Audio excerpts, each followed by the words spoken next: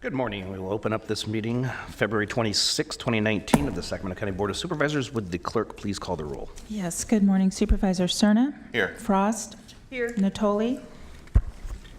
Peters? Here. Kennedy? Here. And you have a quorum. This meeting of the Sacramento County Board of Supervisors is cablecast live on the Metro Cable 14, the local government affairs channel, on the Comcast Consolidated Communications and AT&T Uverse cable systems. The meeting is closed captioned and is webcast at sacmetrocable.tv. Today's meeting will be repeated Friday, March 1st at 6 p.m. on Channel 14. A DVD copy is available for checkout from any local library branch. Members of the audience wishing to address the board may fill out a speaker slip and hand it to staff. When the chair calls your name, please come to the podium. Also, please silence your electronic devices at this time. Thank you. Would you please rise and join me in the Pledge of Allegiance? I pledge allegiance to the flag of the United States of America and to the republic for which it stands, one nation, under God, indivisible, with liberty and justice for all.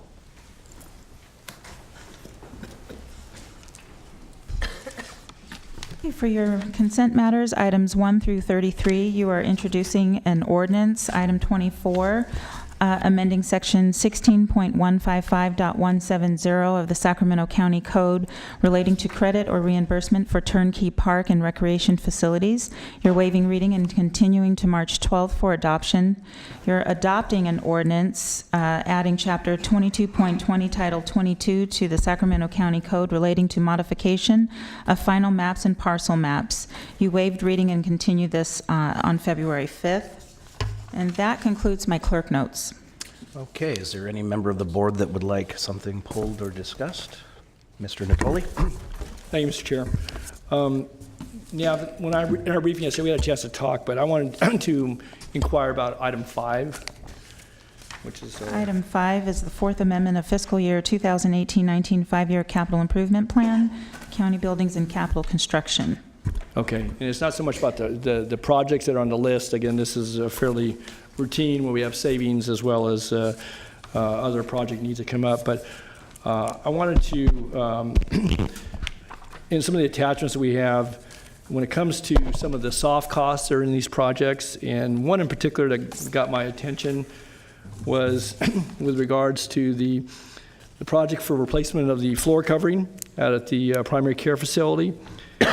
And for a total project cost of $1 million and a few $1,000s, the in-house design, the project management, and the construction fees and services total $270,000. And if we replace carpets or tiles, again, maybe there's other aspects of this. It just seems to me for normal maintenance projects, that's a very, very high number. If we're doing something new, designing something new, and similarly with the HVAC units, at the correctional center, $225,000 in soft costs. For HVAC package units at the, again, the primary health care center, $471,000 in soft costs.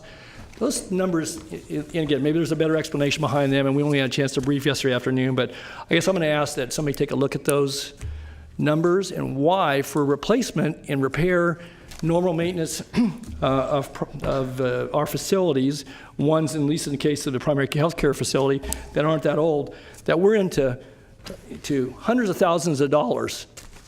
If you go, I think a normal office or a house, if you're going to replace your carpet or tile or whatever, you get somebody to do the job, you pull it up, you make sure things are properly disposed of, but those are just, the costs seem very excessive, and so I would ask that we take a look at that.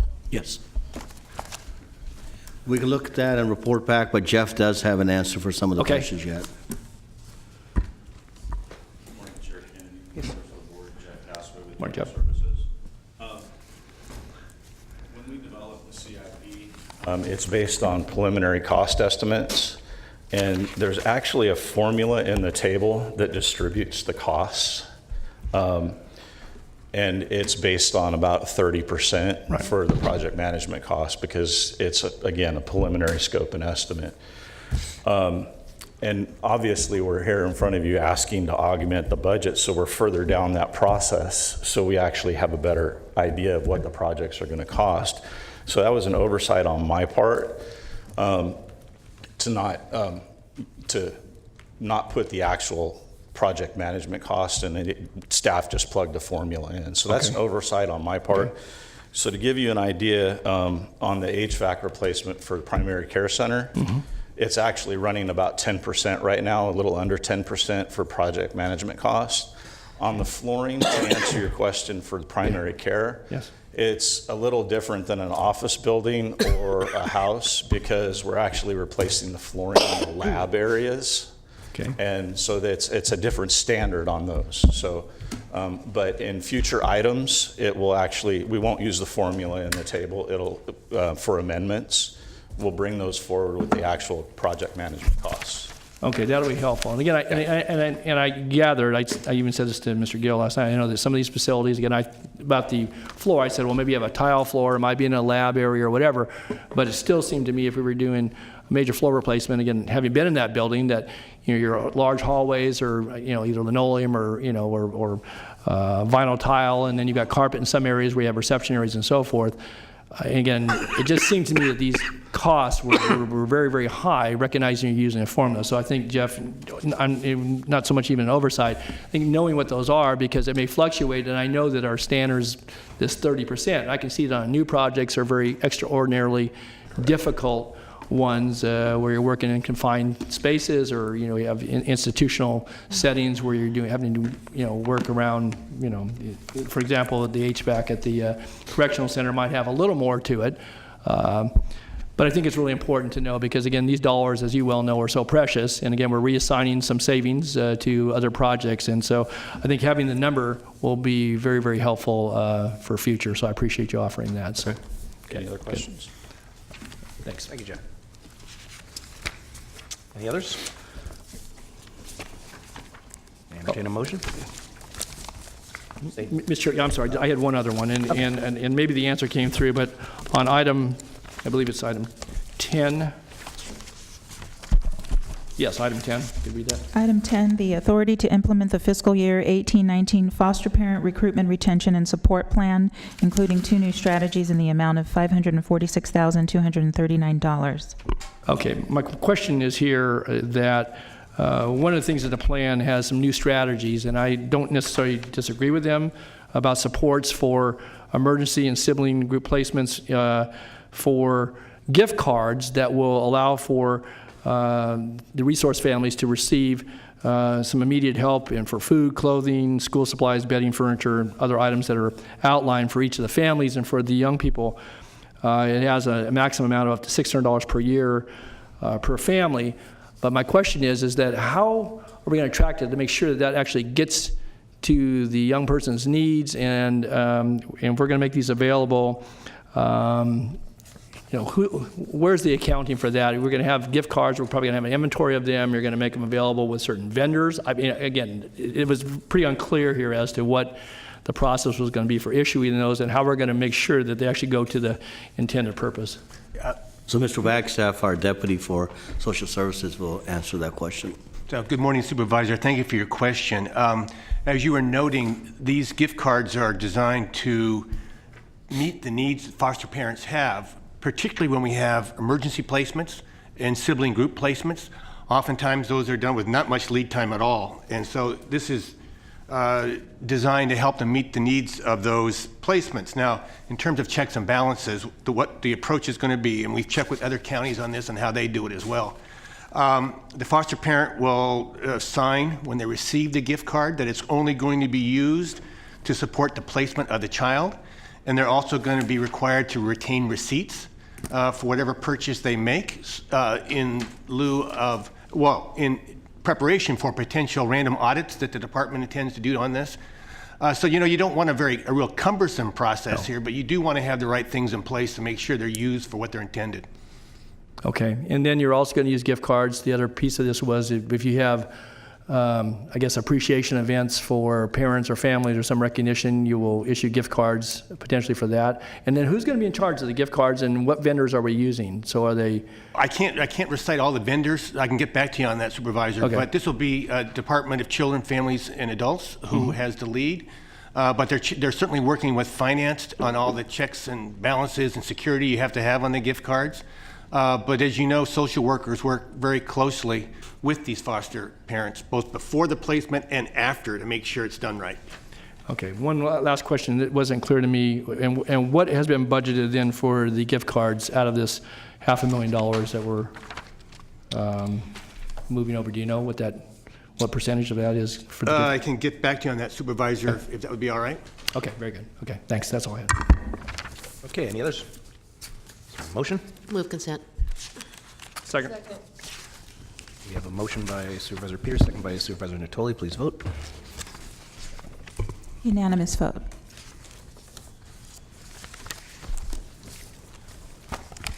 Item 34 is the presentation of resolution honoring Elizabeth Contreras for 30 years of service.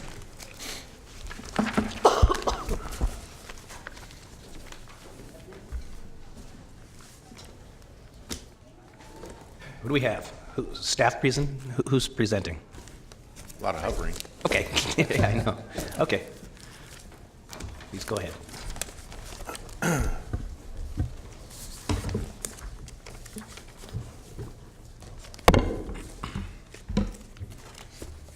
Good morning, supervisors and members of the audience. My name is Lori Miller. I am the Alcohol and Drug Services Division Manager with the Department of Health Services. It is my pleasure to be here this morning to honor Elizabeth Contreras, MSW, for her outstanding commitment and 30 years of service to the County of Sacramento and the community. I also want to welcome Elizabeth's family, friends, and colleagues that have joined her this morning to honor her on this special day. Mrs. Elizabeth Contreras has been a champion for social services for 30 years. Ms. Contreras began her county employment in 1989 as an eligibility worker for the Department of Human Assistance. In 1994, Ms. Contreras received her Master's of Social Work degree from the California State University of Sacramento. During her graduate degree internship and following graduation, Mrs. Contreras worked in social services as a bilingual, bicultural child protection services worker. In 1997, I am pleased to say that Ms. Contreras joined the Alcohol and Drug Services Unit and is currently a program planner, training coordinator, and cultural competency liaison. Elizabeth has been an invaluable member of the Alcohol and Drug Services team and has been a pleasure to work with. We have really enjoyed working with her, learning from her, for all of these years. She is just a joy to work with, full of energy.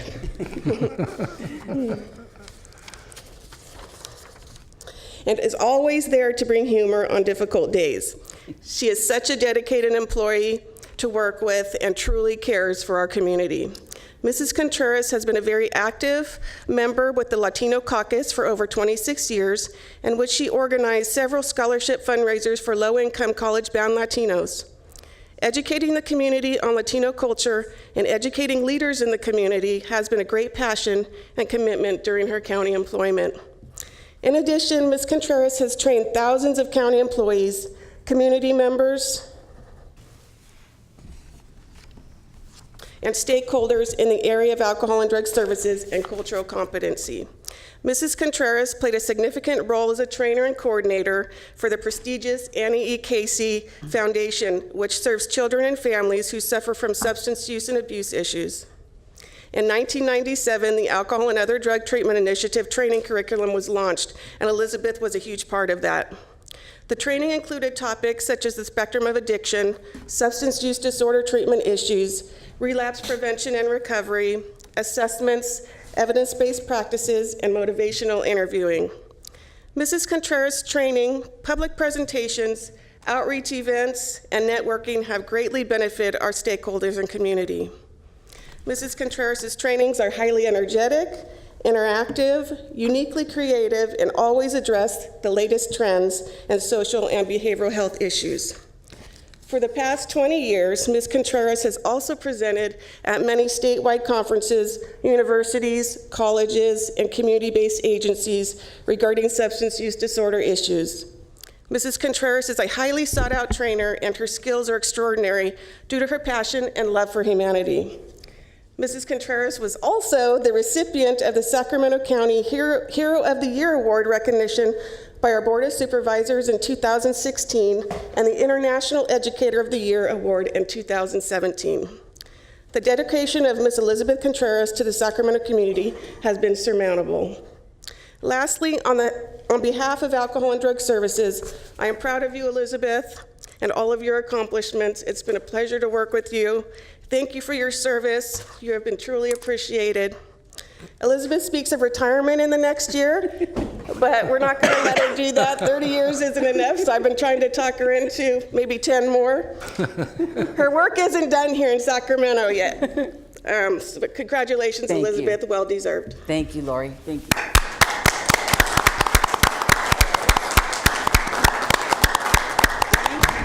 I just have a few things, basically. Absolutely. Oh, my resolution. Okay. Wow. So I did read many of the areas covered in the resolution, but I wanted to at least present it to you.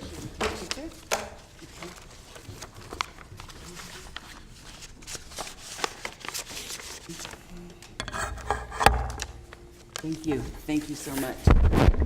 For 30 years, I just have possibly If you could step another between one? those two Okay. mics, so we can, Sure. there you go. This one? Okay. There you, Between the two. yeah, See? This there one? we go. That'll work. Stereo. Okay, you can hear me? Yes. All right, thank you. So for 30 years of service, I have 3 minutes. If you can kind of hold on to your horses. So, good morning. We will not be esteemed- rushing you. Good morning, esteemed board members. I would really like to say that this has been a really amazing 30 years. Sac County has been very, very good to me. Before Sac County, I already had 12 years under my belt as an undergraduate social worker and educator. Actually, I have a total of 42 years in the field, so that means I started when I was 5. I had wonderful mentors throughout my career, people who believed in me and gave me opportunities. One of my favorite was the late First Lady of Sacramento, Isabel Hernandez Serna. She actually recruited me from ARC to work with her for a student affirmative action program in 1979. I was 20 years old. So, ella es la culpable. We say it's all her fault. So, the love for the community and being involved in social justice issues of poverty, mental health, homelessness, all the abuses, addictions have really been my passion, and I have flourished tremendously. What we do is absolutely priceless. I really have to give a shout out to all the social workers, the people who work frontline. I worked frontline 20 years, jail, juvenile hall, foster care. I've seen the trials and tribulations. It's something that that not everybody can do. My mom's an accountant. She wouldn't do it in a million years. It has been an honor to work with hundreds and thousands of clients and staff throughout my short 30 years at the county, teaching, training, conducting outreaches, mentoring, writing court reports. Boy, I love those court reports. Conducting home visits, writing programs and policies to make Sacramento a better place, and most of all, a healthier and safer place has always been my number one goal. I get phone calls still from people saying, "Hey, Professor Contreras," I am a professor at Sac State for the last 20 years. "My kid just got into Yale," all the way to, "Hey, Elizabeth, my kid just is facing life in jail." I get all the phone calls in between. What I never thought that would happen is that I would truly fall in love with the discipline of addiction, the field of addiction. To me, they were the clients that were most stigmatized, shamed, because it was always a choice. It's their fault. Well, the brain is the new frontier, and there's much to be researched about the neurobiology, and that's something that I plan to continue to teach and train at the university. Basically, by listening and opening my heart to the trials and tribulations of trauma, I have witnessed life changes. The beautiful part is currently I get to teach and discuss this with young social workers as a professor at Sac State and USF. I've also taught for UC Davis for 10 years up and down the state with the welfare reform. It has only been an honor to be part of this healing process. I've always stayed on purpose and have allowed myself to be a humanistic change agent for 42 years. I hope that this community and the Board of Supervisors will continue to provide innovative and most of all effective services to heal Sacramento County. Mil gracias, million thanks for your time and this prestigious honor. Sacramento County, I truly love you, and I'll even love you more when I retire. Peace.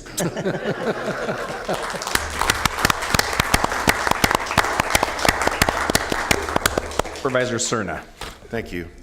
So I certainly want to add my congratulations, much deserved congratulations for your 3 decades of service to the county, and I'm glad you mentioned the service that you had prior to that, as well as your academic career. And as you referenced, you're very close to my family. Very. I've known you since I was a small boy, and I think you're the only person in the county out of the 12,500 roughly employees that I permit to call me Mijo.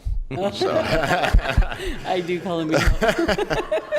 but I know it's a term of affection, Yes. and I just want to let you know that not only are we close friends and our families are close, but when I was fortunate enough to be elected to this post, you've been very helpful to really let me know, where to focus in terms of the realm of county service delivery that you live and work in, and your colleagues, and you do tremendous work. I'm glad you mentioned what you did about addiction. I think it's because of people like you and the service and the sacrifice, quite frankly, that you bring to the position that we can enjoy the many success stories that we hear here in chambers, that we hear when we are out in our respective districts in the county, and understanding that it's a disease.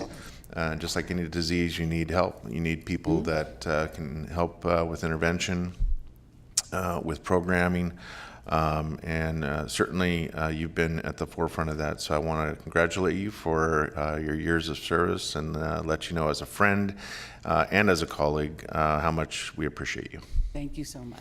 I think my dad left a picture for you in your office. Thank you. Saw that. Yeah, it is, yeah. Supervisor Natoli. Yeah, just before you get away, certainly didn't know you as well as Supervisor Cerna, but our paths have crossed many times throughout your years of service and my years of service with the County of Sacramento, and certainly I want to offer my congratulations. But I did want to note too that as Lori was reading, many of your pursuits and your passions, she mentioned energy or high energy a couple of times, and clearly not just the energy, but I think the enthusiasm and the courage, the fight that you bring, fight in a positive way in the sense that recognizing that oftentimes when you're trying to push that rock uphill and you get resistance, from the community or from those who may not have the same understanding or depth of understanding, your persistence though, and I think that continual, touch back to people who are in need, that certainly rely on the voices, yours and others, to be strong voices, but that energy that you bring to that,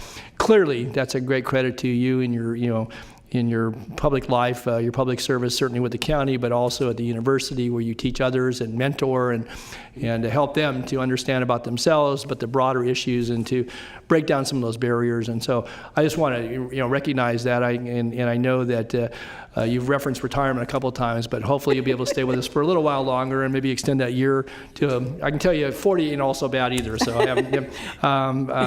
and you got 42 in the field, but just again to certainly thank you for your good work and the lives you've changed through your words, through your deeds, and through your leadership. And congratulations on 30 fine years with this county. Thank you, Don. Thanks, And Liz. Phil. Thank you very much. Okay. Right, thank you. I just have one question. Do you ever sleep? Yes. Not very much. Yeah. Thank you very much for your Can we service. have you come down for a picture with Elizabeth? Is that okay, all of us? Yeah. If everyone wants to. Wait, everybody? That's, Picture? Oh, I didn't. yeah. Sorry. Is that good? Thank you. Yeah, all of it up, yeah. Thank you. Right here, I guess, right here in the front? Where should we go, up in the front? Okay, that way you guys have to be here. Thank you. Thank you, John.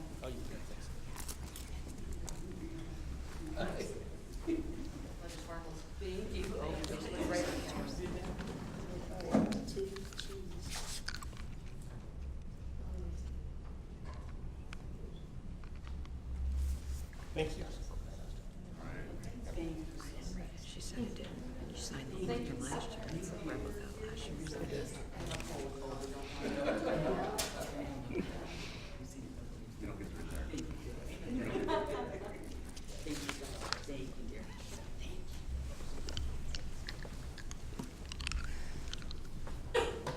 So,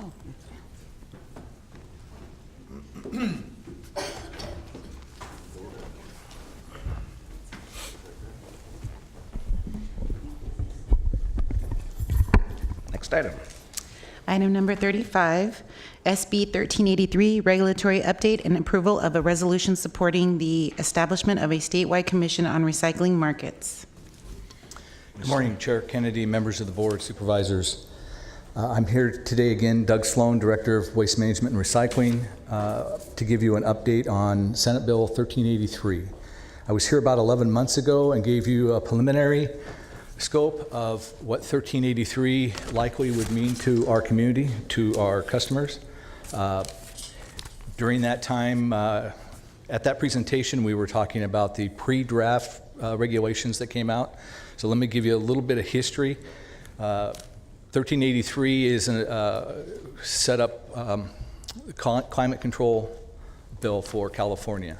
The landfill, the methane gas portion of that air quality bill, that responsibility for the lawmaking was directed to Cal Recycle.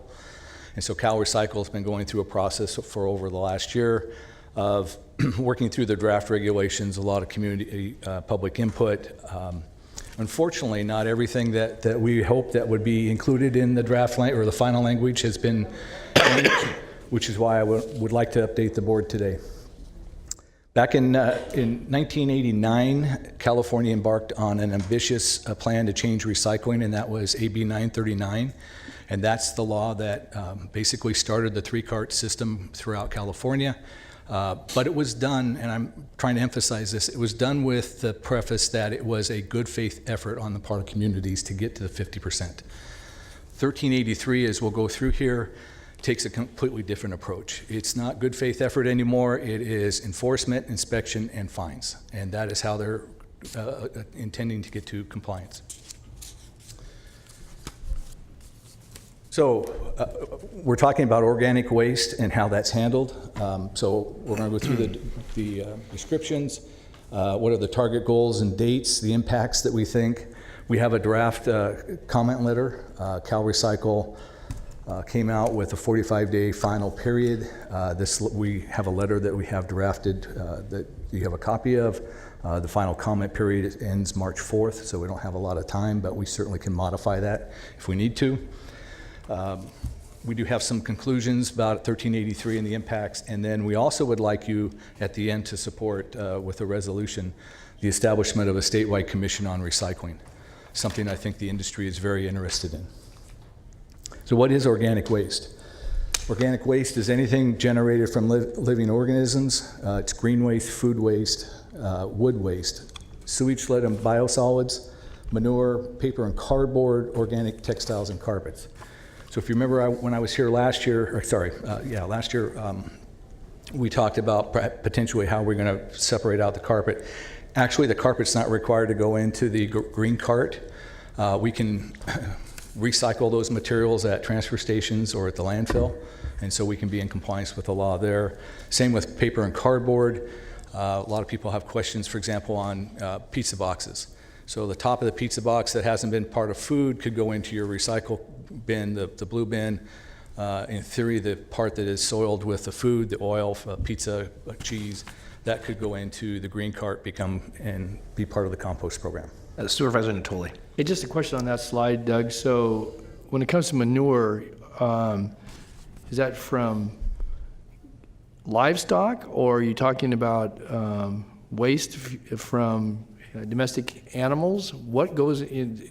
So in our world, what we would handle is your waste from dogs and cats and things would still go in the garbage container. It still would, that's right. We actually don't handle anything on the residential side with manure. So if there's and to be honest with you, the manure, my understanding of that industry is it's far too expensive to send to a landfill. So they've already established where they're going to take those materials.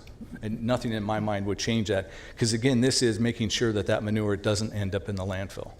And I guess just going to what you have on the slide, that when you say waste originating from living organisms, there can be transmission of diseases certainly through feces, but also even with some of this other stuff that depending upon how it decomposes or not, and/or if it comes in, if it's food waste and people have, certain ailments and the food gets discarded, those organisms that live in that food waste don't necessarily die just because they get in the green waste container. Now, obviously, through a process of organic breakdown, you can kill a lot of those pathogens and so forth. I guess does the law take that into consideration about, not just landfilling stuff, but the handling of materials and, in garbage versus stuff that's then going to be, recycled, so to speak, and will have additional handling beyond what goes in the truck and ends up at the landfill, which is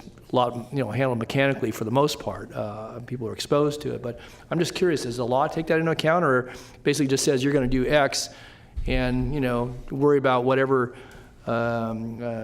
disease transmittal or anything else might go with that? That's not a part of the consideration? Well, no, there are some very specific guidelines when you're running a compost facility in terms of how long you have to keep a temperature up for a certain amount of time, let's say in a static windrow, how often you turn it, how much moisture, how hot the temperature is. You want the pile temperature to get up to, I can't remember if it was 140 or 160 degrees. It was something like that for a certain number of days, and that kills the bad things that are in the pile. And then as you turn the pile at the end, but it's high. It is regulated in terms of the product. You also do analyticals at the end to find out for sure what you produced, so you can check your process that way. Okay, but anyway, you answered my question. So animal waste will still go in the Trash. Trash and disposal. Blue bags. Yeah. Okay, 1383. Again, Hang on, Doug. Oh, sorry. Supervisor Frost. When you talk about paper cardboard, are you talking about paper that doesn't have wax? I'm always confused about the paper part of it. If it has the wax film on it, it doesn't qualify the same in the same category. That's one of the things that, from our standpoint, got clarified a little bit in our process. So originally, when we talked a year ago, I was concerned about the quality of the paper that would go into the green bin that would be composted. But because we don't have to put all the paper in the green bin, we can still leave it in the blue bin. The processors that we use will take all of the different types of paper. So we can just decide which, we're not going to enforce the textiles and the paper. Because we're handling those in a different cart. It just Okay. doesn't have to be in, so we can leave the paper in the blue cart as we have now, no changes there. And for me, that was good news, because trying to get a resident to understand what It's confusing. it would be, very. So if they can just leave it in the blue cart, then for my mind, that's easier. The real dramatic one would be the pizza box, right? The lid that doesn't have any food on it versus the bottom of the pizza box that has the oil and the cheese and leftover toppings. That, in theory, could go into the compost, the green cart. Are we going to get that detailed with the public, or are we going to? We may. We may. This is still, I would just emphasize, this is still very much a work in progress for us. Unfortunately, I don't have a lot of some of the hard answers that as we'll go through here, you'll discover that we still have some major questions. Okay. So 1383, some of the target goals and dates. The two that I would focus here on is in 2020, 50% of the organic waste reduction from landfills. That's really the Cal Recycle is kickoff to, and they're using 2014 as a benchmark year. The other one that's on the list is collection of residential separated organics by 2022. Now, one of the nuances of the legislation with the original legislation, the program needed to start with organic collection on or after January 1st of 2022. Cal Recycle, however, has taken that and said, you will have a program in place by January 1st, and you're subject to $10,000 a day fines for non-compliance. So we literally don't have a choice but to start a program January 1st under the current timing of this. That's not a lot of time. How do we think we're going to accomplish this? Weekly organic collection. So we believe that right now the best option we have is to put the food waste in with the green waste. That will require us, however, to pick up the green waste weekly, which means that we have to add more trucks and routes to collect that. Currently, your system is, we pick up the black can, the refuse can once a week. We alternate weeks with the recycled can and the green waste. So you can imagine that if we go to weekly collection on green waste, weekly collection on the refuse, and stay with an every other week on the recycling, we still have to add some routes and some drivers. That will be expensive. Supervisor Peters. Thank you. I wanted to ask you about the public health ramifications of having waste in the green waste. Are there any comments? I mean, are we going to get comments from our public health officer, or has the state looked at this at all? Well, from a health standpoint, no. As long as we're picking it up weekly, it's the same as if we're picking up your garbage weekly and the food is in there. So the weekly, one of the things we have looked at, though, is actually trying to look and say, okay, if we have to pick up the green waste every week, can we go to every other week on the garbage container? And that's one that a couple communities in California are experimenting with. We're not, it would save us hiring all the extra drivers and routes, but it would be whatever's in that black can would wait for 2 weeks. And there's material in there that Usually frankly, in the black can, there's things are contained in a plastic kitchen bag. In the green waste, it's recommended that there are no bags. Yes. So you've got just, I don't know how to, just raw food waste without a plastic bag around it. The container gets gooey, smelly, and whatever. I just wonder about that. and the lid seal, so that in theory there shouldn't be odors coming out of it. In theory, what? In theory, the lid seals on top, so there's no odors that come out of it. They're designed so that the lids will keep the... I just feel like that's emperor has no clothes. That's wishful thinking. Well... I mean, my green waste can doesn't seal. Okay. Does yours? Nope. Okay, and I think part of that may be our community, the temperatures we get in the summer. I do know, for example, San Francisco. No, I'm saying the green waste top doesn't seal. If I heard you correctly, it doesn't seal. It sits crooked. It's supposed to. It's hinged, yeah. Yeah. So we may end up with replacing lids on carts to make sure that happens. I'd like to see a little more attention paid to that area of this this bill, so that we don't go down the road of spending a lot of money trying to do something that's impossible to do. Okay.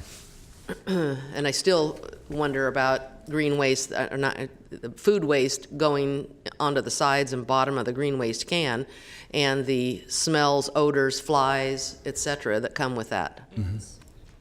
What? Ants, too. Mm-hmm. Too. Yeah, so, anyway, thank you. Supervisor Serna. So I share the same concerns that Supervisor Peters just cited, but I chimed in here when you started mentioning the fact that there's going to be greater frequency of having to pick up the waste now, since it'll be mixed with green waste. So you go from every other week to every week. Okay, so are we going to do an analysis of what that means for additional and perhaps significant wear and tear on especially small residential streets? And if part of the calculus here is understanding what we have to assign for cost recovery in terms of penalties and fees or what have you that are associated with implementation of this legislation, do we know what we think is going to have to be assigned to the additional cost of road repair? Those are heavy trucks. That's a lot of extra routing that I assume is going to result in a greater frequency of having to seal or fix potholes, and so that's something that shouldn't be lost on any of us. Is that this seems to precipitate a number of other kind of wide and deep impacts that we need to make sure we're carefully understanding in terms of responding affirmatively to the charge of this bill. So are we doing that? Have we done that? Or are we going to do that? We'll look at, we have not done that yet. Okay. Again, some of this is we've done preliminary work with this, but we're trying to wait for the final regs that come out. Okay. But that is an impact that we need to look at. In some cases, some of the residential streets don't see much of any heavy truck traffic except for these trucks. Yeah. So that, I mean, and they're not really designed like a collector or a main thoroughfare with the kind of base and structural integrity to handle the weights. And so if we're going to, basically increase by 100% the frequency of that impact, we really better have a good understanding of what it means in terms of additional needs from DOT. Okay. Supervisor Frost? So there's no funding that comes from the state? No. It's an unfunded mandate? Yes. And we're not sure, we don't have any idea what it will cost to administer this yet. We're still looking at it. We're still looking. My question, I have two thoughts. Number one, when I toured the North Station, that we had that conversation around the organic recycling, and they showed me this bucket that had little holes in the top, and that each person would have this small bucket in their kitchen on top of their drain board where they put food waste, and then they'll go out and empty that into the yard waste can, in theory. I guess we'll use water to rinse it. We're not supposed to, we don't have any water. We're low on water, but we're going to use water to, I'm assuming, I have the same concerns that Supervisor Peter has around smells and all that. I mean, having that bucket in my kitchen would draw ants. That would be a huge frustration for me. So my number one question is there any resources around like a biodegradable bag that can be used for those of us that want the convenience of being able to take the bag and put it in the yard waste? Is there a way to look for that or have that a possibility? We will include that in what we're looking at. I've heard of some products that are biodegradable, but I haven't heard a lot of success with a particular product. And in some cases, they're biodegradable, but it's years and years and years before that happens. But we will add that into, because it is a concern, how do you handle material on the counter? And the other question that I have is, how do you enforce this? What if someone decides, well, no, I'm not going to do that? What are we going to be, the food police now? And how do we know if they're doing it or not? So if I can, I'd send another slide or two. Okay. Okay. Okay, thank you. Yeah. Supervisor Peters I think says. what you just, my question was similar to hers. Are we going to have garbage police again looking at this? But you're going to talk about that in a minute? I am. Okay. I am.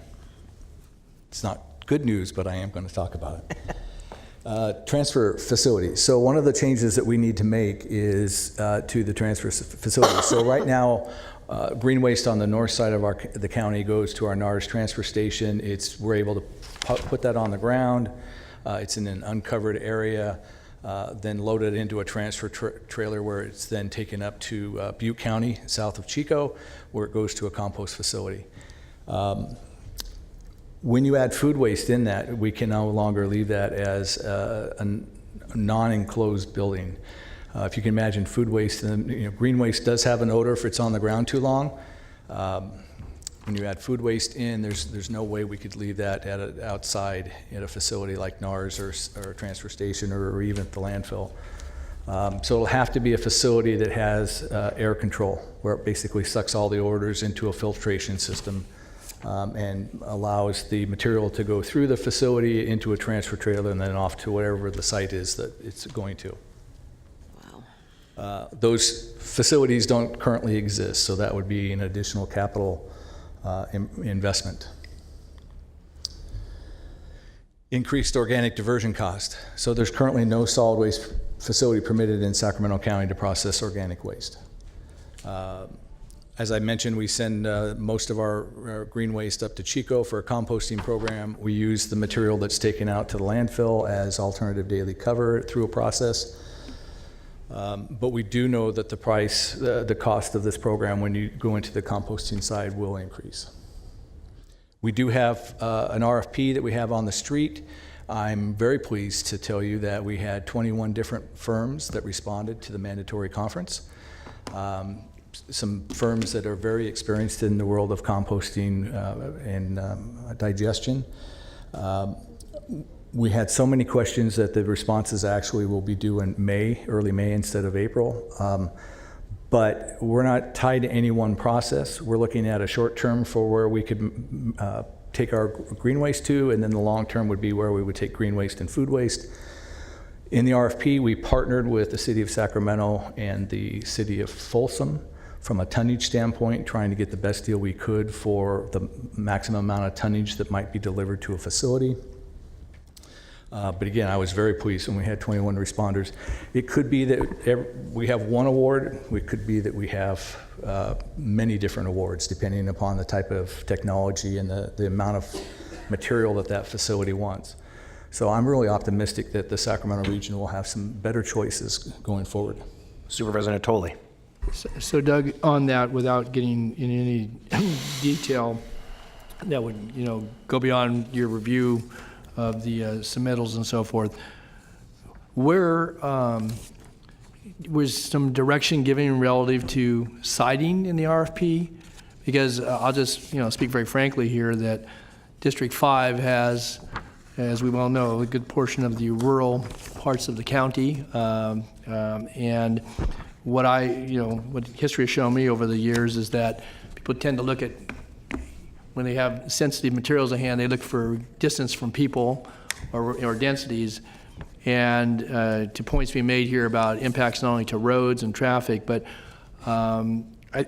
we're getting a little short on accommodation, I'll just say in District 5, and taking facilities one after the next for different types of uses that people don't want to be close to somebody's neighborhood. And so I guess I'm just going to be very frank about it today that the 21 providers, I know I've had inquiries from a couple of them, but I've also been very clear that the waste in large part is generated from the urban suburban settings, and to think that the rural areas, including the landfill area, gets to be the repository for all of the uses that nobody wants next to them is kind of a bad premise to start from. And so I'm not saying that solid waste is given that direction, but I want to be very clear about it. Because again, if we're going to share in this burden, then, and we went through this exercise some years ago with the organics facility, and they went through this whole funnel exercise, and where'd they end up? They were looking out by Rancho Seco and at the landfill.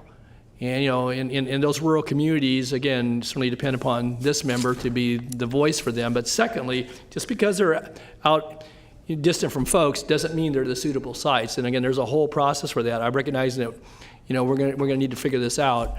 But I want to be very clear about that, because what I've seen in past exercises is that we go through all these machinations, and we look at industrial areas, and we look at this and that, and before and when it comes down to it, well, it's got to be out by the landfill because we already have that there, or it's got to be out somewhere, in the far distant eastern part or southern part of the county. And I just say that's not a presumption that this supervisor is going to build into the initial look at this thing. Is that we certainly need to be deliberate about it and receptive to proposals. And maybe it is. Maybe it's several different locations where we make these findings, because again, those rural areas, can't take the brunt of it often because they don't have, the same population that's going to come down these chambers and say, no, we don't want that in our, in our part of the world. So we're all going to need to do our part. This is generated obviously throughout the county. So again, I just want to give you, because you weren't here when we went through that previous exercise. There have been obviously folks with the department, but I still remember that well, is that everything boiled down. We had 150 different locations, and the two that got to the top of the list were Kiefer and Rancho Seco. And so we have just two things. We have two transfer stations, the South Area Transfer Station and the North Area Transfer Station, and both of those facilities have some, especially the south one, has capacity for a facility of some kind. But also remember that, and I'm not part of the selection committee, but part of when you look at this, we would be looking for a facility that would control all the odors. So you drive up to the door, it automatically goes up quickly. You drive your truck in, the door shuts behind you, you empty your load, and those facilities, and there are some in California, are very good at controlling the odors off-site. So that would be certainly on our radar screen. Okay, thanks. Supervisor Frost. Doug, I know we have air quality considerations and the considerations that Supervisor Kennedy was just talking about. The question I have relates to private industry. And is there a way to capitalize on creating a situation where private companies within the region can benefit by making products out of this organic waste, like manure or whatever you do with it? Or is that the track that you're already on? I mean, that is kind of, if it's all shipped away to Chico and to the Bay Area or wherever away from us, does that impact our opportunity to recoup or somehow benefit by this policy? The department's decision to send the material up to Butte County was done because at the contract that we had at that time, it was really driven by the wood. If you remember, there was a big demand for wood waste, the power plants up in the Redding, Red Bluff area. And unfortunately, that industry has really dwindled. There's not very many power plants anymore. They continue to take our green waste and make compost. One of the things in this RFP that we're looking at is there a local facility? And if you think about this, there's really, in my mind, two kind of main processes here. Anaerobic digestion that would generate methane gas, that would be used to power engines, vehicles, things like that. Or you could go onto the compost side and make a compost that could then be marketed to the community. Whether those facilities would locate in Sacramento County, whether they potentially would be in Yolo County or Yuba County or some other place, we didn't put a restriction on there. So somebody may be shipping the material to an existing facility and out of the county. So is that mitigating our cost by having that public-private partnership? It might, from the standpoint that if they already have the facility and infrastructure and they have capacity, then all we're doing is more of the incremental cost. If somebody has to build a big facility, then there's a lot more upfront cost for that. Okay, I'm going to ask if we could kind of refrain from asking questions. We still have a number of slides that are pretty detailed coming, and we may have our questions answered if we let Doug allow Doug to continue. So, and then we can ask questions at the end. Okay, thank you. So here's where some of the bad news comes into play. So 1383 does have increased inspection, record keeping, and enforcement. And again, if you remember, 939 I mentioned was more of a good faith effort. Cal Recycle has taken the different approach and said, we don't believe that anybody is going to do this on a good faith effort. So you're going to have the hammer. You're going to have the fines. It means that we have to go through and they have quarterly inspections of route. So from a route standpoint, we know that our cameras that are in the hopper will help qualify for some of the inspections. What we don't know is how often we have to inspect an individual house and whether just cameras would work. We may have to have some other robust program in terms of inspection. So you may have to have somebody walking along looking in the top part of the cart to say, are there bags in there? Is there a green garden hose in the green waste for contamination? That may be a part of this. Some of that language is still not settled with the draft language. And so we have commented on that in our response to Cal Recycle, but it's still an unknown to us. We will be, as a county, the designated agency for organics capacity planning, so we're going to have to work with the cities on their planning efforts too. Impose penalties. So if you remember a year ago when I came, we talked about in the pre-draft regulations, they were talking about fines to residents of $500 to $1,000. The good news is they reduced that. The bad news is it's still first violation $50 to $100. Now, again, I do not know whether that is a one-time. You put the wrong material in your cart once, we catch it, you're fined, or how many times do you get to contaminate before you're fined? I don't have those answers for you. It's not spelled out in the language. Obviously, we don't want to be in a position where we've one instance and we have to find somebody. That's not where we want to go. But we're going to have to wait and see how this works out.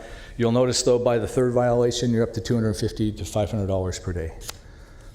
They're being very serious about wanting to make this change. So as you can imagine, there will be a huge educational component of what we have to do to try and educate not only the residents, but also the commercial businesses that are required under 1383. So our draft letter, the key points, is punitive in nature. It's not good faith. There's a big financial burden. The Cal Recycle has estimated that there's a $3 billion need for infrastructure in the state of California to comply with this. There is virtually no money available. I know in the cap and Who's going trade. to pay for that? Ratepayers. Ratepayers, always The the people answer. of the state of California. The cap and trade, and Natasha Drain and I, we watched the cap and trade money. 2 years ago, there was $40 million in grant money to the waste industry, $40 million. The next year, there was $20 million. If we have a $3 billion need, there's no way that communities are going to be well served by that kind of a grant money. From our perspective, excessive reviews, inspections, characterizations, reporting, we're going to have to add some staff in the office to capture all the information, put it down on paper, and submit it into Cal Recycle. We do believe that the timelines are unrealistic. You know, if we're starting a program in January 1st of 2022, and there's no infrastructure, there's no facilities, that's a huge challenge for the state. And we're not the only community in that same boat. We do know that there are going to be major facility improvements and developments. Now, can we partner with a company to build a facility in Sacramento County to process this material? Absolutely, we can, and that's part of that RFP process to find out either they're using the existing facility or a new facility and how we would partner with them. There are landfill operational impacts. So the amount of intermediate cover, they're doubling. And I don't know of a scientific reason why they would double that cover. Basically, if we're not going to be in area for a while, I think it's 3 feet intermediate. Okay. They're tripling Sorry. it. It's tripling, so it's going from a foot to 3 feet. But if you can imagine how much dirt that is and how much we have to move that dirt from one side, there's a cost to us. And then when you want to go back into that area, you've got to scrape all that dirt off and try and recapture it. So there are some other impacts to the landfill. And again, the big one that I mentioned and we'll keep mentioning is the lack of good faith effort. We could start this program, but the reality is that if we wanted to do a pilot program that started January 1st of 2022, the reality is that's not going to comply with the law. It would need to be countywide, the way I understand the law today. So conclusions, significant changes in the way organics are collected and processed. It's going to impact every aspect of the waste industry in Sacramento County, both residential and commercial. Our transfer facilities will need some significant improvements, and organics collection will probably have to be weekly. New composting the digester facilities, they'll need to be permitted and cited if they're located in Sacramento County. Again, there's a possibility some of the material may go out of county to an existing facility. But we are telling you that significant cost increases are expected, and we'll come back at some point with when we have an analysis of the program, the options of the program, and what the various costs are for the programs. So let me stop before we get into the resolution. Supervisor Natoli. Yeah, thank you, Mr. Chair. Doug, again, appreciate the work that you and your department, are doing around this issue. But I mean, the picture that was painted last year isn't vastly different as you're here today. And I still think that some of the aspects of this are so onerous. And my reaction in the first part is that the legislature, with all the stated goals for reductions in greenhouse gases and so forth, they don't have maybe they are, maybe they do, but if the legislation reflects to me them being clueless about what the impacts are at the level of the household and the curbside. And just to say to local governments up and down this state that you will do this because it's the law. And secondly, it's going to be punitive versus some sort of incentives. And that, I heard you say a moment ago, you may have to have somebody walking along the garbage truck to check each and every can, or randomly as that is almost to the point of ridiculous in the world in which we live. Garbage police. And to think that we're going to be, let alone the rate impacts, these chambers won't be able to hold all the folks once we get into looking at this, because it's going to be that significant, I would believe, from what you've described here. And again, to what end? Is that if they're not going to assist, if they think it's such a great idea, then to your point about cap and trade, and if they've allocated $20 million statewide for a $3 billion estimate, again, that's almost insulting. That's the amount of money that comes behind it. And and of course, the people's venting of concern and anger is going to be at local city councils and boards of supervisors and waste management officials at the local level. And so, that being said, I think that the letter, again, has a lot of detail. It has a resolution that you proposed here this morning. I think we need to be a little more hard-hitting when it comes to some of this, though, without overstating it and certainly being respectful. And I also think that the legislative delegation, at least, maybe legislative leadership, including the governor, need to see this. And again, because if we're not alone, then they're hearing it from communities big and small. And the reality is that 2022 is going to be here real quick when it comes to something like this. And I think we do work in good faith. We recognize the legitimacy of trying to curb, generating and burying stuff and the impacts of that, and certainly in the atmosphere and so forth. But I think to the realities of what it means to collect from hundreds of thousands of households in this community each and every week, the impacts to local roads, the cost impacts, because again, that comes out of the ratepayers, the consumer's pocket. The impacts to the landfill, which will get passed on as well. We do have a regional asset here that we value. And again, this to me seems not only a big climb, but one that is really fraught with a lot of difficulties, because even the ratepayer resistance. If you're talking about taking rates from the $39.90 that it is now every 2 months, and I imagine you're looking at doubling or tripling. I don't know. I mean, when you talk about the handling and the cost of a $100 million facility, even if you have a partner, all the additional trucks, and then the impacts of that. I don't know how much communities can bear, and as it relates to this, and it's not to say that we don't want to get better at what we do, and that we see refinements, and that's how you obviously encourage folks. But this punitive approach to me is just completely wrong-headed. And I, for one, think we need to tell Mr. Smithline, but I think we need to tell up and down the chain of command here as it relates to folks that approve the legislation and or their predecessors, and those that are telling local governments and the local folks that this is the way life's going to be.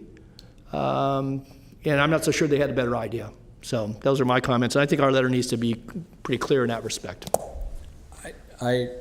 To respond, I absolutely agree with you. I do believe that the solution to this would rest with the legislature. I don't see that anybody's letter is going to change Cal Recycle's opinion on the regulations.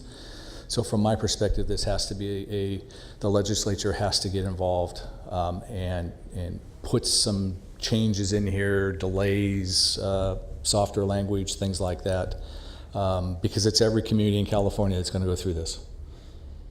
Supervisor Cerna. Thank you. So just to springboard off of Don's obvious frustration, because I share it, what are we going to do in the process of implementing this, rolling it out, to ensure that we're communicating clearly to our constituents, to consumers of this service, that this is not our idea. This is not our desire. We're trying to comply with the law. We want, we don't want to be scofflaws as the largest local government in Northern California. But at the same time, I think in all fairness to those that we serve, I think it's fair to make sure we run some kind of parallel, robust communication campaign that explains the impetus for this, explains which governing body, which legislative body has set this in motion. And I would go so far as to include in that campaign ways that consumers can reach out and touch their own legislators, whether it be phone numbers or email addresses or agency websites. I think there's going to be, I agree with Don, I think there's going to be a notable disruption for a lot of our constituents, and they're going to kind of reflexively want to glare at us as the ones that came up with this brilliant idea, when in fact, we're in a responsive mode here, as we are many times with regards to implementing legislation. But there's nothing in the law, as far as I can tell, that says we cannot be very clear about the agent that has, again, set this in motion, and in fact, encourage our constituents to let them know their dissatisfaction and perhaps the need for further legislative intervention to fix what is going to be undoubtedly a very clunky at best circumstance, if not downright, a new attractive nuisance in some respects. So I would just I'm looking at both our CEO and you to make sure that parallel communication campaign is top on the priority list, on the things to do list, because I think it's imperative that blame be laid at the right feet here. Thanks. Supervisor Frost. Some of our residents are already composting. So is this going to require them to put it to stop composting? No. You'll still be able to do your backyard composting. But even if they're not putting their organic waste in the garbage can, they'll pay the increased cost even though they're doing their own composting? Yes. That would be my expectation. Okay. And then I just wanted to reiterate again that I somehow wonder if there's a way to create a business model that would monetize this on the private side and somehow bring jobs and find a way to somehow mitigate public cost associated with it. And is there a way to reach out to the private and the educational sector to see if there's a way they can come up with an out-of-the-box thinking idea that can help us? And these are just thoughts I wanted to extend to you. And I also wanted to ask, because I know we were at the SWA last year looking at possibly talking to regional partners and other counties. Are we still working on that, the possibility of maybe working together with other partners in the region to mitigate our administrative cost? We'd always be looking to do that. And part of the oversight that the county would be responsible for would actually require us to work with the counties. One of my goals is that the programs that are put in place in the county would be the same, have the same materials and the same kind of cart. But I've got to get with the city of Sacramento, who has their own program, Folsom has their program, and then the other three cities have a franchise hauler that we'd have to get on board with that. Because ultimately in the educational program for the county, it would be really nice if everybody's pizza box went into the same container, everybody put food waste in the same way, that kind of thing. Because we could leverage our educational materials that way. Yeah. Thank you.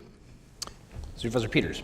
Thank you. I want to ditto on Mr. Natoli, Mr. Cerna. I'll try not to repeat that. I find this to be a very impractical legislation in all the ways that have been described. And I just wonder if the legislators, who basically eat out all the time, have any idea of how much it's going to impact the average consumer. And, I think that we need to examine all the other departments within our county that would be affected by this. For instance, I could see transients getting into the green waste and eating the food that's thrown away. And then there's a big mess of all the green stuff, the plant and lawn clippings and all those other things that go in there, plus the public health, and even water. So you get a crummy, you get garbage waste on the inside of your can, so you're taking a hose and you're rinsing it out into the gutter, so you got food waste in the gutter, and then it's going into our water system and sewer system, and I mean, you can just multiply this out, and I think all of those things need to be examined and put forth in the legislative pushback effort. I think it was probably a good idea, a good thought, but the way to implement it is just completely impractical. And as to, for instance, transients getting into the garbage, I had a call from a bakery, it's probably been 2 or 3 years ago in Carmichael, and they were required to start some of this earlier, and so every time he brought his old donuts and bread out to the trash, there was a lineup. And then his garbage would get broken into the nights that he threw away the leftovers. So I think we need to have a vigorous pushback on this. Thank you. I agree. Okay, resolution. So the resolution, thank you Supervisor Peters for forwarding this resolution on. I believe this came from CSAC. Asked that we So consider this resolution. I do think there's a legislator that has proposed a bill that would cover this too, but we would like you to approve the resolution that basically would set up this commission to look at not only the recycling markets, as we've talked about, the curbside programs, National Sword, the China impact, or I should say the Far East impact in terms of how much recycled material they're taking, as well as the 1383 impacts. We just think I would agree with CSAC, there's a huge need for a different look at these programs. And so we have that resolution before you. Okay, any questions? With the caveat that we don't necessarily agree with any of these changes that are being suggested, the idea of a commission being formed to examine all of the problems. In other words, if we vote aye, this is by no means indication that we agree with, embrace, welcome this. Okay. No, there's some serious, you have all pointed out there's some serious issues with the implementation of 1383 that need to get addressed, and it's not going to happen, in my mind, with Cal Recycle. It needs to be a broader discussion with the legislator. Can I ask one question? So, assuming that we adopt this here in a minute, you're going to communicate what back to CSAC about this action? Anything? So I'll be working with Natasha Drain in terms of the points that you've raised here today, the things that she can influence through her contacts. I think it's real important that you clearly communicate the dissatisfaction almost to a person up here on various angles of this, very kind of troublesome implementation task we've been given. So I really want you to stress and capture as best you can. In fact, go back and watch the tape if you have to, everything that has been said here today. We will. Okay, with that, is there a motion? Yeah, I'll move. Second. All right, we have a motion. Second, please vote. Unanimous vote. Thank you, Doug. Thank you.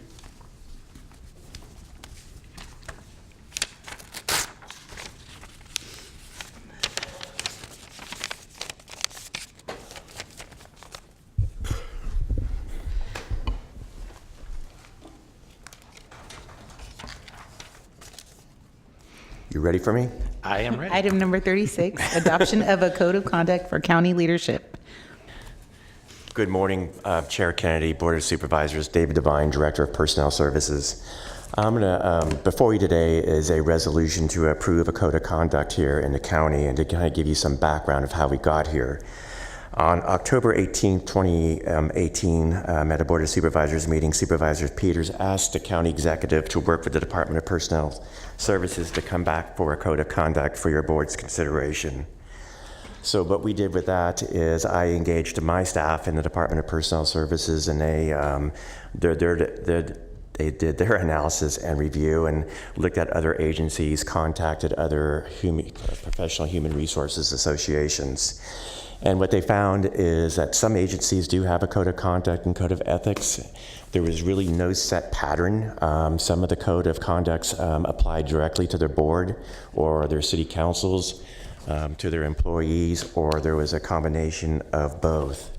What we have in your materials is a sample from the city of Sacramento, San Diego County, and also the city of Sunnyvale, who have adopted code of ethics. Staff developed a code of conduct that's for you for your consideration today. That code of conduct was reviewed by the county executive and me. Then subsequently, it's been shared with the county executive team, department heads, at 2 subsequent department head meetings, where we took in their input and incorporated it into the code of conduct. And the department heads at the meetings were very supportive of having a code of conduct. So the question is with all these laws, we have federal, state, local, we have our own policies. Why do we need a code of conduct? And a code of conduct does not usurp law or individual rights, but I think it's more of a aspirational document that we use as a county to put the public on notice of how we do business as a county and what we and how we apply the laws. The document is both internal and external. It shows how we conduct business internally as a leadership team amongst ourselves. And also, I guess, it gives transparency to the employees to see how we, as stewards of the county, conduct ourselves. Also, externally, it shows our constituents, our stakeholders, what we value as an organization, and how we conduct business. So ultimately, I would see this, if this code of conduct is passed, would be cascaded down through the organization, then incorporated into our supervisory management training to further enhance and to keep our culture of transparency and openness. That's my brief presentation. I'm here to answer any questions that you may have. Supervisor Cerna. Thank you. And thank you, Dave, for addressing a question that I suspect I'm not the only one to have issued during briefings on the subject, which is the question of why do we need this? Why is this not a solution looking for a problem? And I guess I want to put a finer point on the question. We've been a county for almost 170 years. So what is the glaring need now? So there's both a timing issue and kind of a question of practicality. So why now, when we've kind of been able to function, I think pretty well for the last 170 years without a code of conduct? And of course, you remember that I asked you to assemble you referenced briefly in your remarks, what's already on the books in terms of existing state, federal law, our own charter. In fact, my colleagues will recall just last fall when we had ample discussion about conduct of one of our elected officials here in Sacramento County. There was ample reference to a specific provision in our charter that is not aspirational. In fact, it speaks to sanctions about misconduct. What constitutes misconduct?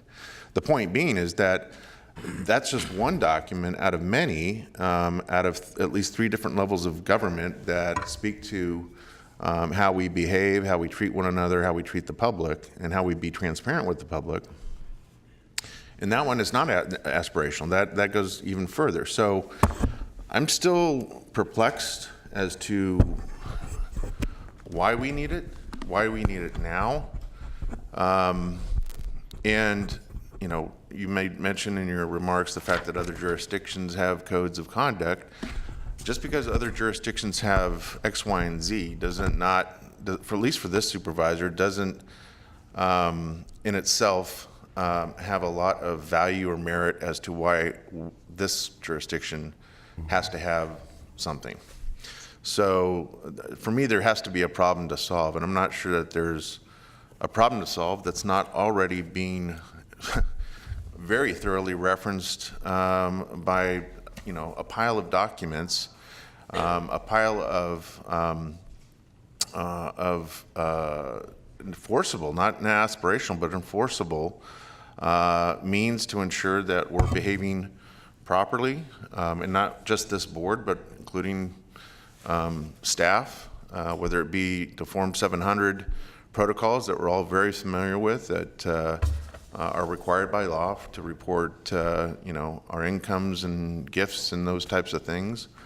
So I remain perplexed, and I'd ask that you kind of speak to some of those concerns and questions that I have. Sure. In regards to timeline, just following the timeline, you know, that we were expected to come back in a timely manner on a code of conduct for your board's consideration. As for the organizational aspects, you know, organizations do change over a period of time. And I see this as more or less of a guiding principle of how we comport ourselves and how we do business. So that's where I see the most of the genesis. I know there's laws that we have to uphold the laws. We have rules that we uphold and we abide by. I just see this as an overarching overall of how we do business, and it's just transparency to our constituency. One of the things that I asked you to produce for me, and I thank you for doing this. This is not easy work to assemble everything we currently have on the books. One of the things I asked you to look into, but I don't think you were successful in finding, but I know some on the board will remember this. I think it was back in 2011 or 2012 timeframe. We actually had a multi-meeting convening with this board, with the DA, I believe a representative of the sheriff or the sheriff himself, and the assessor. So all 8 elected people for the county, along with the facilitator, along with our executive team, that were in that hearing room behind you for at least 2 or maybe perhaps 3 or more meetings.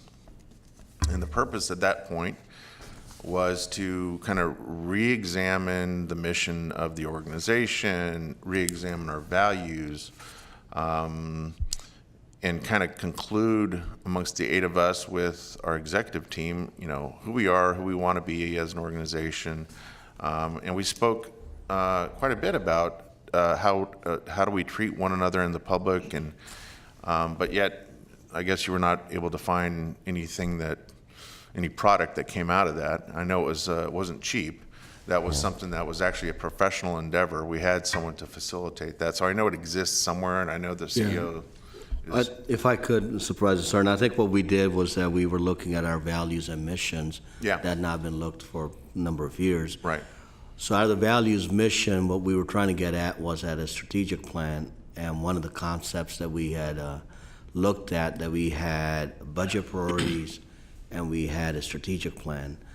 And the attempt back then was try to see if we could marry the budget priorities with a strategic plan. Mm-hmm. And where we ended up in our conversation behind in that room was that we did update the values and missions, but the direction given at that point was that the budget priorities stay as they are, and a strategic plan, if we were to go down that road to do something.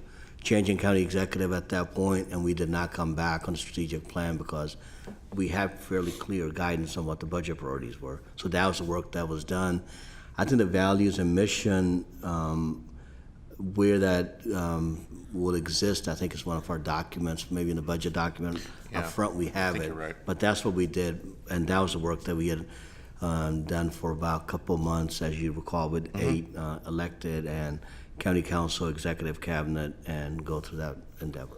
Yeah, so I kind of share the same recollection that that's what happened. That was the initial purpose for it. But I also agree that, you know, if it turned out to be a byproduct, so be it. But if the strategic plan part of that really kind of fizzled, or we never really, you know, implemented or took to the next level a strategic plan. What we did do, I believe, is really have a clear understanding of values and mission. And I believe those had to be open meetings to the public because we were all convening. And so the public had an opportunity at that point to see what we were doing, had an opportunity to express their opinions about what we were doing. It's not like we did that behind closed doors and it was in some closed session fashion. So again, that is just another example. It's not a document per se, but I do agree with the CEO. I do believe the value explanation or the mission explanation has found its way in several different places in different departments here. But that, in addition to this, is yet, kind of for me, further evidence that there is plenty that we currently have on the books, literally, that govern what we value, what our mission is, how we are expected to treat the public, how we're expected to treat each other, how we're expected to treat executive staff, how executive staff's expected to treat us. What I didn't hear was the answer to part of my question about the fact that we've existed for 170 years without it. And so where's the glaring vacuum? Where's the problem that needs solving? And so, I've already expressed a number of times the shortcomings. While I appreciate the work that went into the draft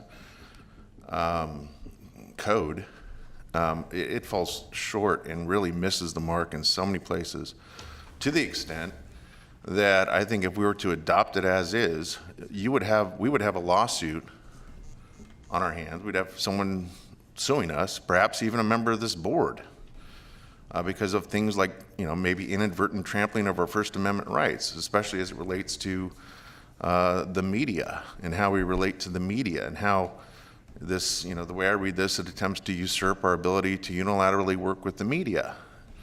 And that's not just troubling based on the words on paper, but the words on paper are indication of what has been driving this effort. And so that's where red flags immediately went up for me.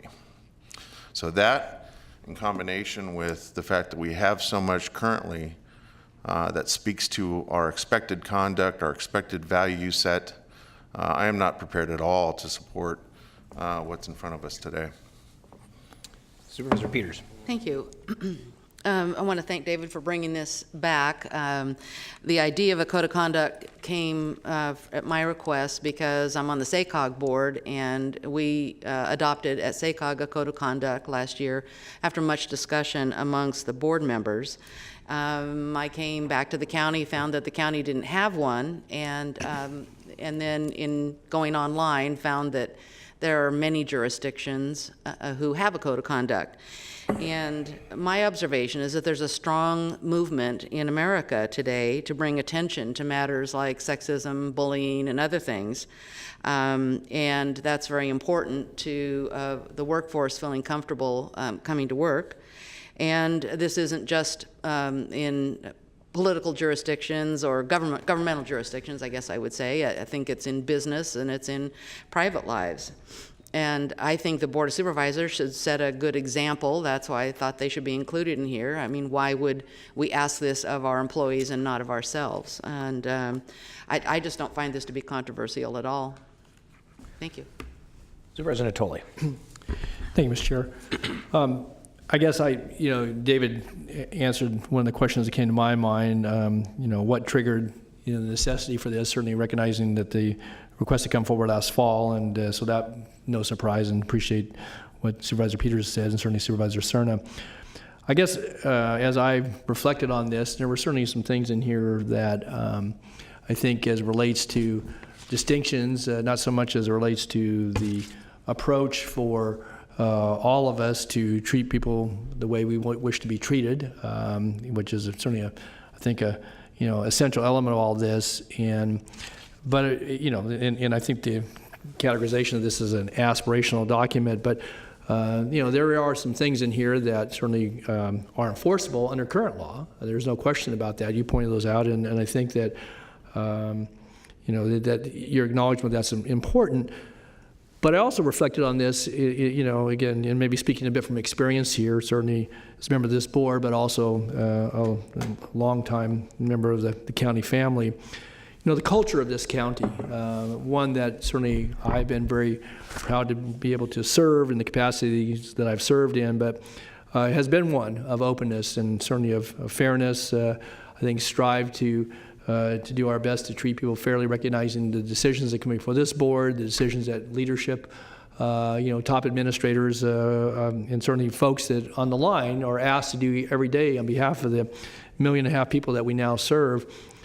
And, I think it goes without saying, I mean, you can say it in many different ways, and this document references it, to have honesty in our dealings with one another, honesty in dealing with the people that we represent and the folks that may be doing business with this county or seeking, items that and decisions by this board.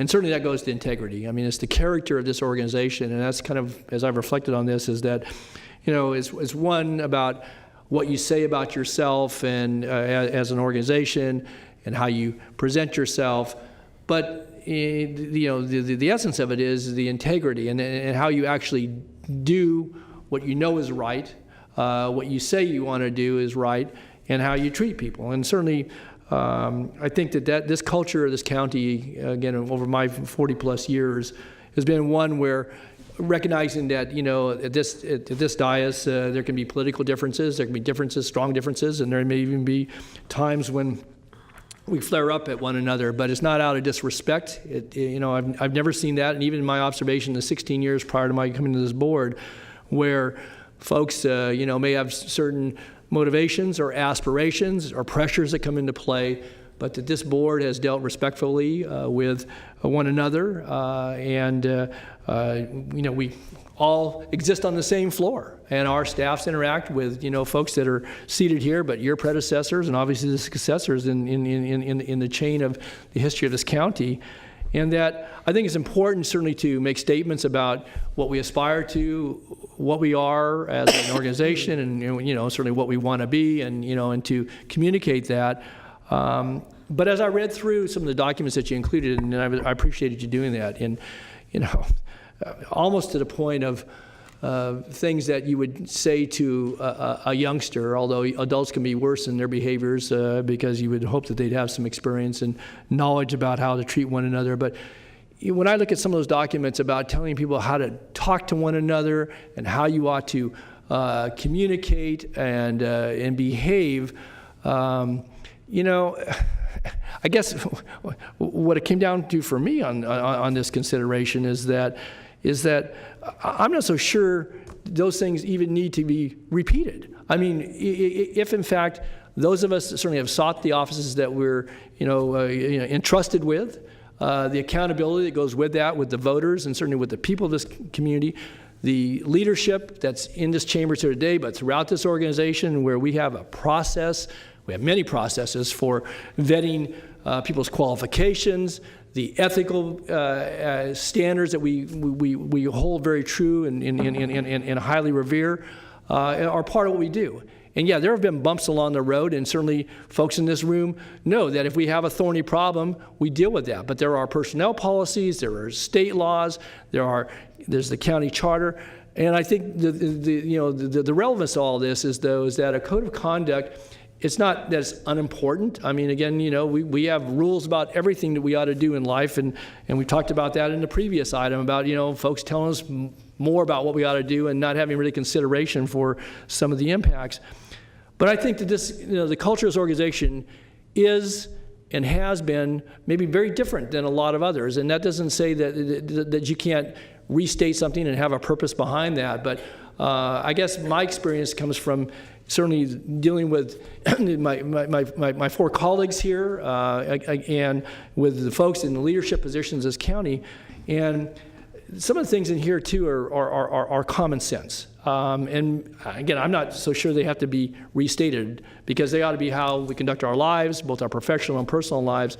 But some of the stuff gets into, particularly on, and Mr. Cerner referenced it, but representing the county. I mean, it's how it's always been, at least since I've been here, about the interaction between members of this board, and certainly when we speak officially on behalf of the county through our chair, our vice chair, or our delegated member, versus we as elected members who, and I think Mr. Cerner represented his comments about, we don't give up our rights as citizens of this great state and this great country to make statements about items, and sometimes we're called on a moment's notice. And, there are folks in leadership who, you have a little bit of buffer sometimes between that, but we as members are out there talking with people, interacting, doing our best to represent the interests of this county and the people that we represent. And we may get called upon, and we may make comments that aren't taken too kindly by some of our constituency or members of the leadership team, but it doesn't mean we don't care about one another, we don't care about this organization, and that we don't try to not just put a positive light, but also be honest about some of the things that challenge us. And so, again, all that being said is that, I'm not so sure that at least what's embodied here needs to all be restated. And again, it kind of goes back to the question is that maybe others are doing this, and that's not a reason for us not to do it or to do it. But I really, again, as I thought about this, is that, what triggers in this moment in time, beyond, I think, the explanation, I appreciate what Susan has said, that SACOG brought this up, and we all see it. We can read about it, you can hear about it, dysfunction in different governmental bodies, the behaviors that are repulsive in some cases, if not illegal, by electeds, throughout this country, and yet there are checks and balances. And I'm not so sure that we have to restate that until people who are, some of the top-notch administrators, probably in all the state of California, if not in the nation, that serve this county, and certainly elected members of this board, kind of how we ought to treat one another, and that we ought to somehow, restate what I believe has been the culture and certainly been the history of this organization. And so, with that being said, I think that, at a minimum, we probably need to work on this some more, and it maybe could be more concise. It certainly is more concise than what the city of Sacramento or Sunnyvale or whatever it was, Santa Clara, or San Diego have. And again, I saw some of that almost being to the point of being not just instructive or guidance, but being almost to the point of telling children how to behave on the playground. And we don't have that culture here. And again, I think it's because people use good sense. They come with a strong ethic. They come here to serve honestly and openly as representatives of the people of the county of Sacramento, and that we, I think, endear that to our staff and have those relationships with our staff as well. And again, the fact that we can even have this conversation in these chambers today, I think, is an important aspect of all that. So those are my comments for where we are right now, and certainly want to hear what my other colleagues have to say. Thanks. Supervisor Frost.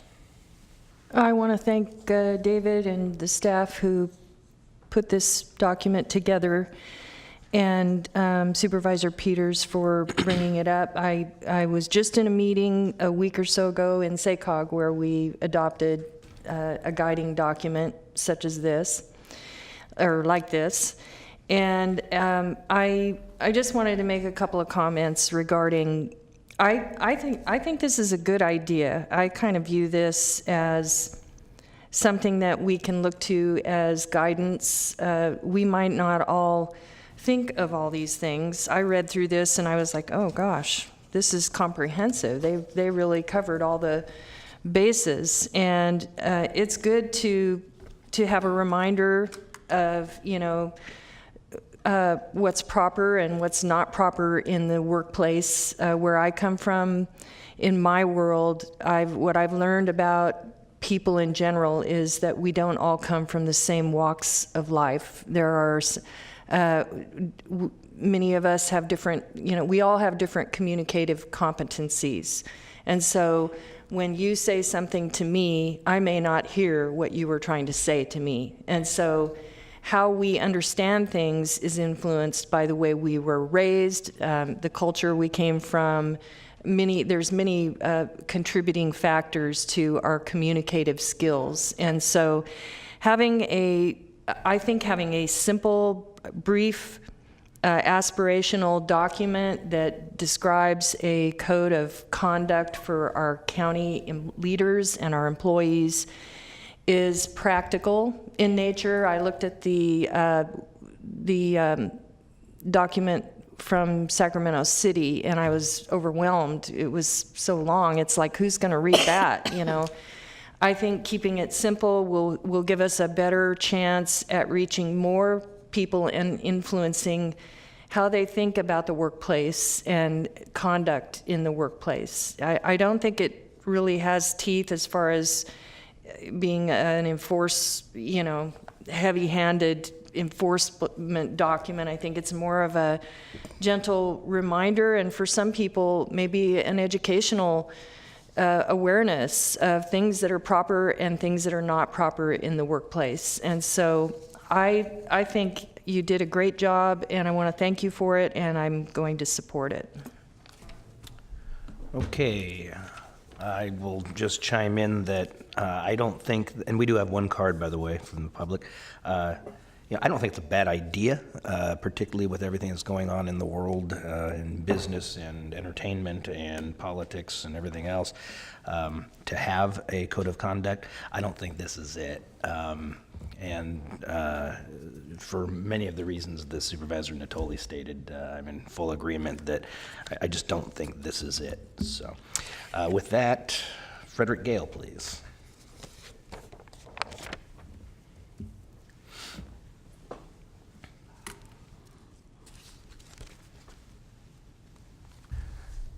Frederick Gale, 7336 Hurlong Way, North Highlands.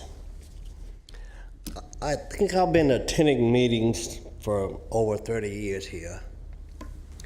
And for some reason, I thought you always had a code of conduct. You've been cordial, well-informed.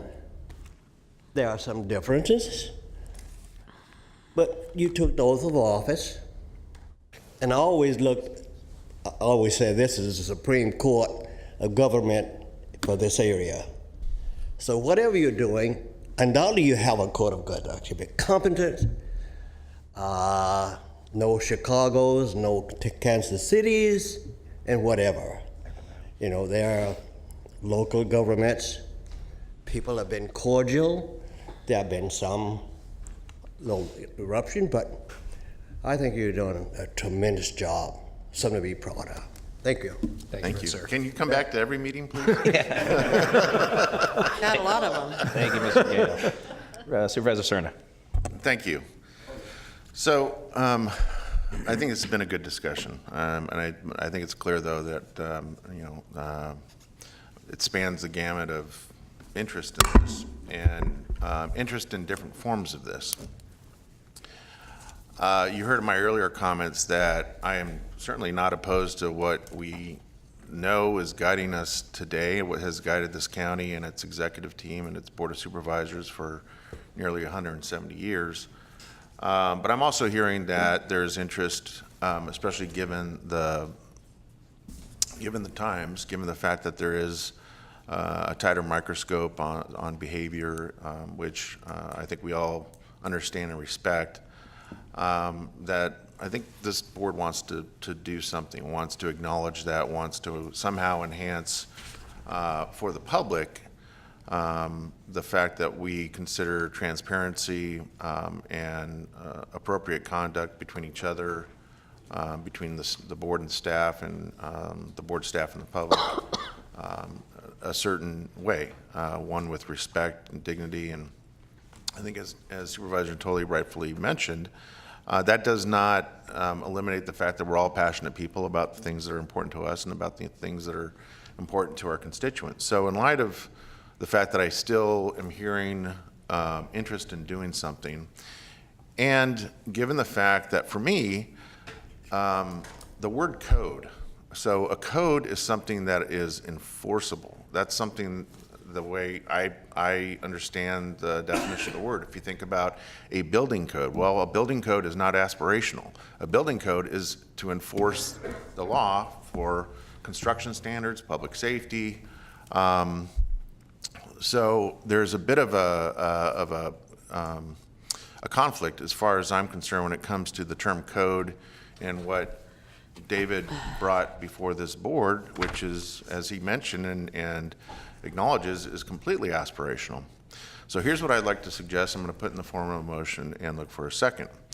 That in light of the interest of this board on this subject, what I think would be helpful and add value for, especially for the public, would be to centralize in some fashion what we have. I think what is a little cumbersome, perhaps greatly cumbersome for the public, is wanting to understand what governs us, what governs our disclosures, what governs our intent to be transparent. They'd have to consult the charter, they'd have to go consult the FPPC documents. So I think we can add value. There is something to be said about maybe consolidating, centralizing in one place what is affecting us in that respect. And so whether it's a resolution, whether it's a conduct policy, find the right nomenclature. But what I would like to put in the form of a motion is that we direct staff to come back with a document for approval by this board that does exactly what I just described. That takes what we have, and quite frankly, probably 70% of your work's already done, David, in terms of acknowledging, understanding, finding what we have that currently affects us, centralize that down, and I'm just going to use a resolution as an example, whereas the preamble, the whereases, would certainly be very carefully worded to reference all the documents, and it could be a very long resolution if that's the form it takes. But it might be better suited for a policy because maybe it's so voluminous that you have to, give it some space for explanation. But I think that is something that all five of us could ultimately agree on, and really, again, adds something to the discussion, adds some sense of value for the public to understand what governs our behavior. So I'd make that in the form of a motion. I'd second the motion, and if I could, Mr. Chair, just and to Phil's, I think that the preamble, again, maybe building off of some of the, building blocks are, in the document today, that, those statements, again, as to the purpose of this assimilation of not just laws, but rules of government, and the reason, maybe even the purpose for those things, if they're known, I trust they are. That again, it may go to once again being aspirational, but it also then has the context in the context of things that are actually enforceable, that do guide behaviors, and there are rules, and certainly I think. Help this organization, but any organization, but certainly this one, to know what those are. But I would just echo what I said a moment ago, and I appreciate Mr. Gale's comments. He's served in public office as well. That I think this county has been well served and will continue to be well served by the folks that are employed. And I'm not just speaking of the five of us or the leadership, but of all the folks. And we have strong ethical standards. And yes, people stray, and there's accountability to up and down the line. And I think that something to that effect would hopefully garner the support of the entire board. And again, maybe require a little more work on staff's part, but hopefully be something that we could all get behind. So I would second the motion. Okay, we do have a motion and a second on the floor, and Susan Peters is punched in. Yes, I'd like to make a substitute motion that we adopt the code of conduct as presented. If I had the opportunity, I would change the media section and drop out some of that language there, but I just feel very strongly about this. Maybe women feel this stronger than others about sexism and bullying, and I think it's important for us to have this language in there. So that's my substitute. So a motion and a second. Okay, we have a motion and a second, substitute motion, which we will hear first. Are there comments on the substitute motion? Okay, I will. And that's, I don't disagree with anything you said as far as what should be in there. And I also agree with what shouldn't be in there, what you said. That's why I'm not. Or are there sections in I'm here? not that- anxious to either adopt this as written, or am I really interested in wordsmithing it up at the dais? That's my problem. Every other aspect that you said, I'm completely in agreement with you. So that's why I would like the original motion to go forward, because I think there is merit here. I think it is important that we make certain statements as a body and show what our values are in this. I just don't think it's ready at this moment. Well, should we continue it and? I would rather prefer than- that. Yeah. And that's essentially what we're doing here. I mean, that's essentially what the motion was, is to send it back to staff, have them do a little more work on it and bring it back. And if I could, Mr. Chair, maybe we could have a committee of this board. We don't typically operate with committees, but we have the ability to do that. And so recognizing there, some different ways that folks can come at this, but I think get to, what was said a moment ago, whether it's bullying or sexism in the workplace or anywhere else. I mean, not acceptable, and we can say that. I mean, I think we'd probably get agreement by the five of us. This very moment on that and many other points, and so maybe with a little bit of working here again, displaying what we were talking about in this, our ability to work together and and fairness and try to sort this out. We have very competent people who can assist us in that regard, and so maybe that's maybe we challenge ourselves a little bit with that, and we can. Give that direction with the continuance and and direction for the assimilation of information, but also a preamble that reflects the values in a way that we can say it clearly and say it definitely. And I think that's what I was hearing from different all different members of this board. So maybe we have a committee that can work on that as well. Supervisor Frost. Just a point of order. I believe, are we supposed to vote then on Substitute motion. the substitute Take the motion? substitute motion first, yes. Okay. But right now, we're commenting on the motion. Okay. Anybody else? All right, then with that, we have a motion as a substitute motion and a second on the floor. Please vote.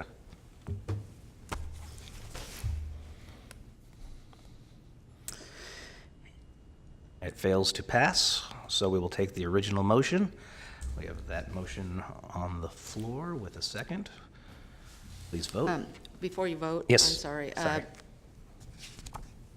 In the motion, I didn't hear the words continuance.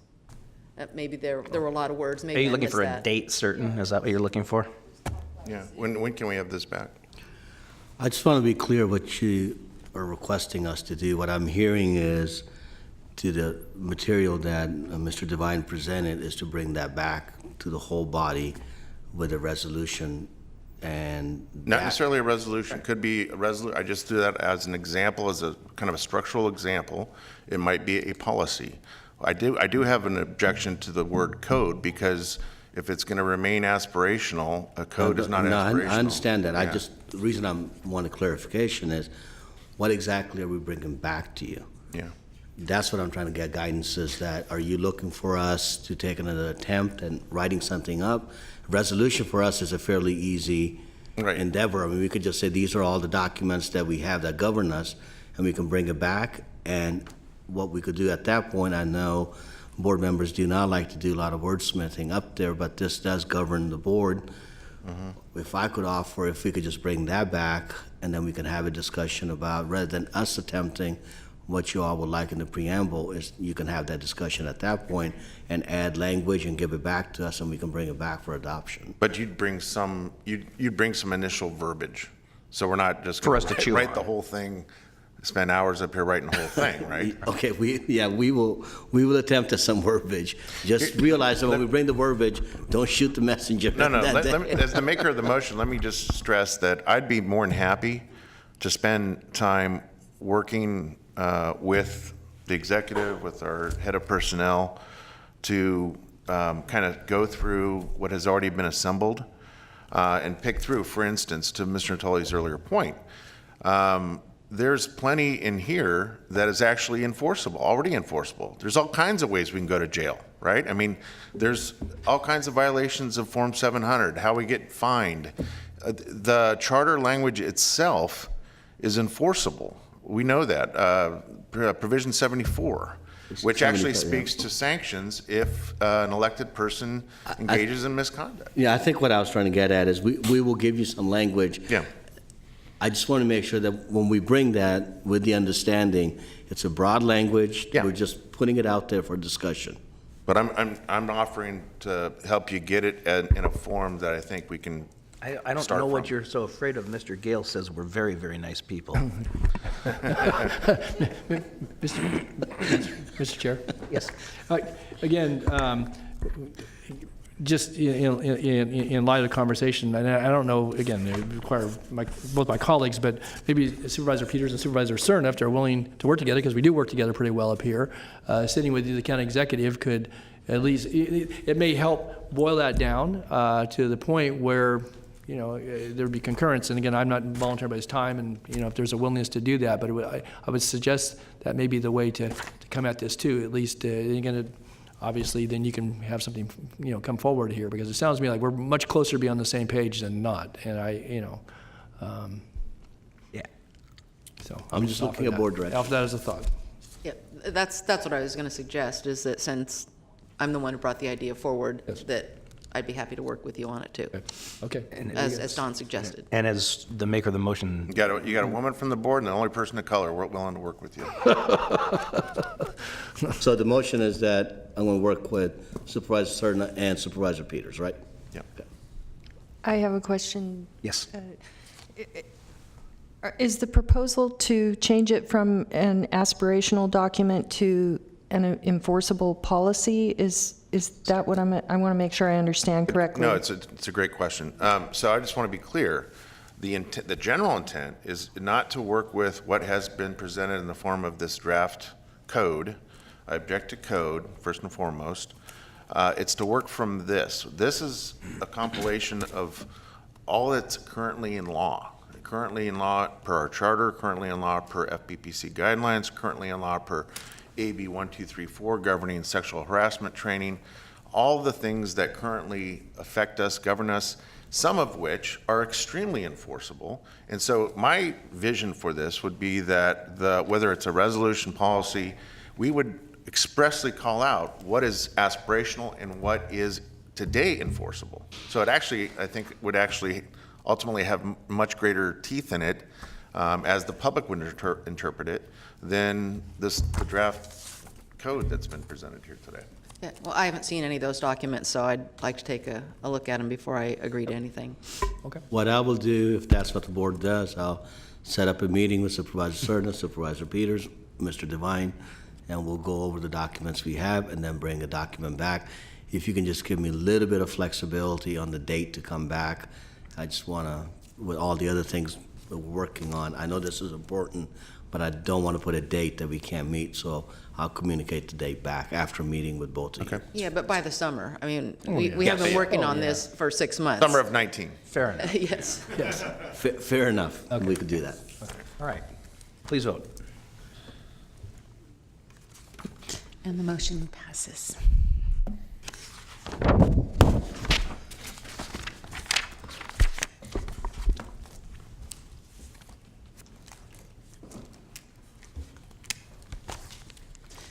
Item number 37, report back and recommendations related to election campaign contributions.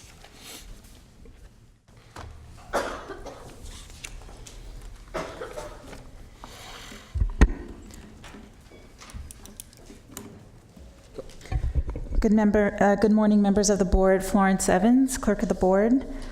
This is a report back, and the discussion today is related to the Campaign Reform Ordinance, Chapter 2.115. And we're going to discuss this today, hopefully in the spirit of the contribution limits. The ordinance relates to how campaign elections are financed, and the purpose is to limit the impact and influence of large contributions, encourage individuals to become candidates for the elections of the Board of Supervisors, and to assist with the controlling the increases in the costs in running the campaign elections. The current ordinance sets contribution limits for candidates running for the office of the Board of Supervisors during an election cycle and off-election cycle. The elections of the assessor, district attorney, and the sheriff currently do not have contribution limits. The organizations have limits up to $250 for off-election and up to $1,000 during an election cycle. And for individuals, that limit is up to $250 off election cycle and up to $500 during an election cycle. Contribution limits also apply during primary, general, special, and special runoff elections. And there is also an aggregate limit for $20,000, and this is during the off-election cycle only. The recommendations before you today take into consideration that this board has not made adjustments to the contribution rates for individuals or organizations since 1986. In 1991, the board did make an adjustment to the aggregate limit from 10,000 to 20,000, but no subsequent changes have been made since then. Right now, 27% of California counties have contribution limits, and what this translates to is 16 counties have contribution limits and 42 do not, and we have a total of 58 counties in California. Also, out of that, 9 counties have adopted adjustment cycles. With regard to reporting and tracking of contributions, when contributions are received, it is incumbent upon the candidate to make reports with the Registrar of Voters, who is the designated campaign filing officer for this county.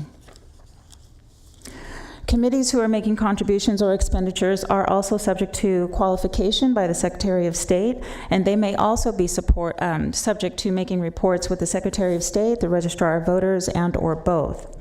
The ordinance and state law prescribes reporting periods and for various thresholds, and the candidates are required to comply within the ordinance and the statutes.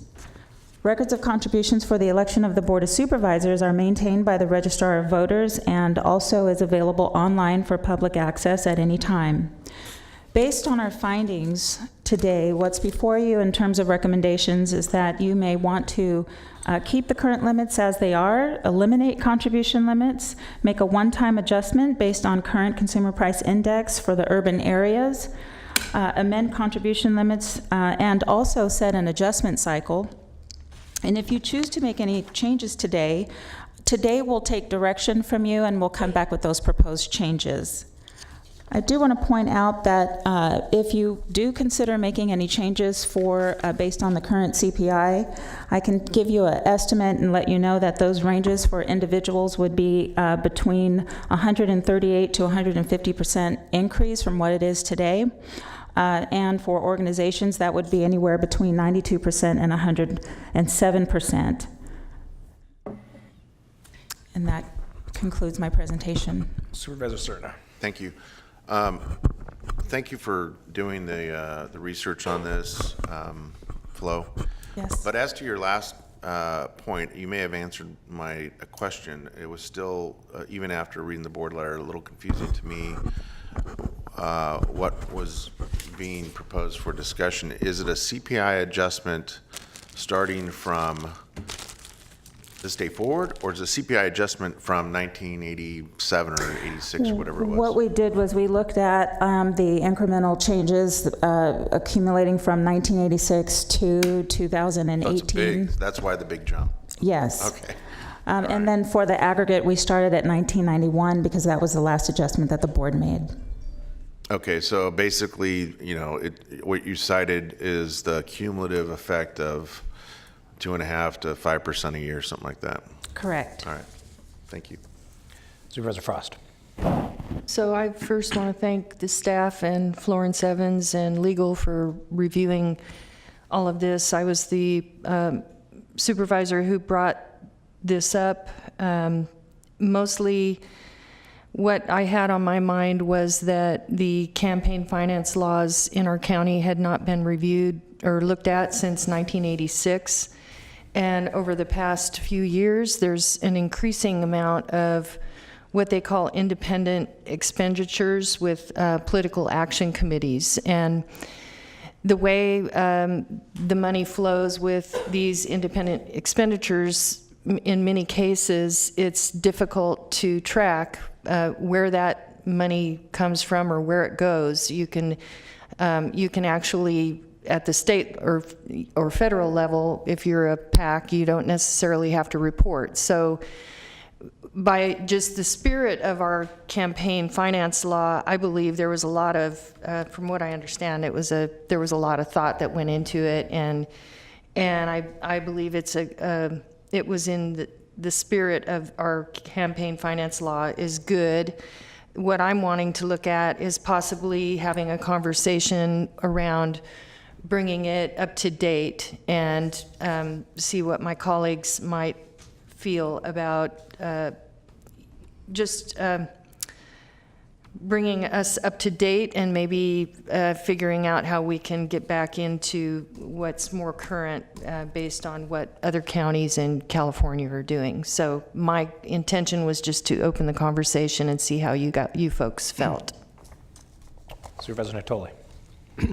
Well, first, certainly appreciate the vein in which Supervisor Frost brought it forward and the review, and obviously with 33 years or nearly of background on it, it gives some idea of election cycles and how it's functioned. And certainly each of us obviously has stood for election, has complied with the limits that are a part of this. And I would just say that I think it's important from a historical perspective, again, without recalling certainly all of the content and background that went into the original ordinance, but at the time, in '86, there was conversation about whether the job of a supervisor ought to be classified for purposes of salary, full-time, or before that it had been a part-time position, at least in category of compensation.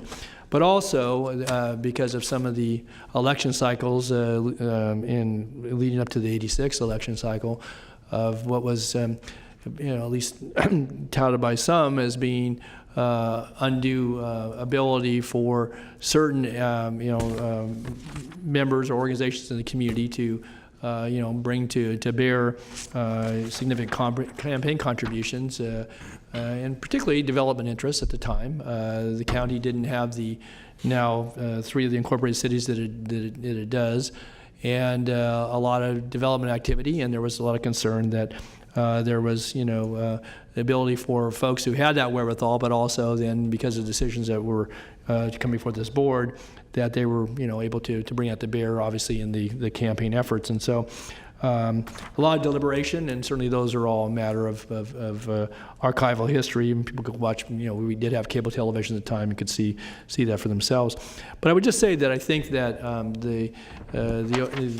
what we have before us, the currency of it, recognizing that, there are, I think there are counties that have modeled their ordinances after ours, and certainly it's within this board's purview to look at, as we're doing in this very moment, to look at aspects of the ordinance. And there have been some minor tweaks along the way, in addition to the 91 references you made relative to the aggregate.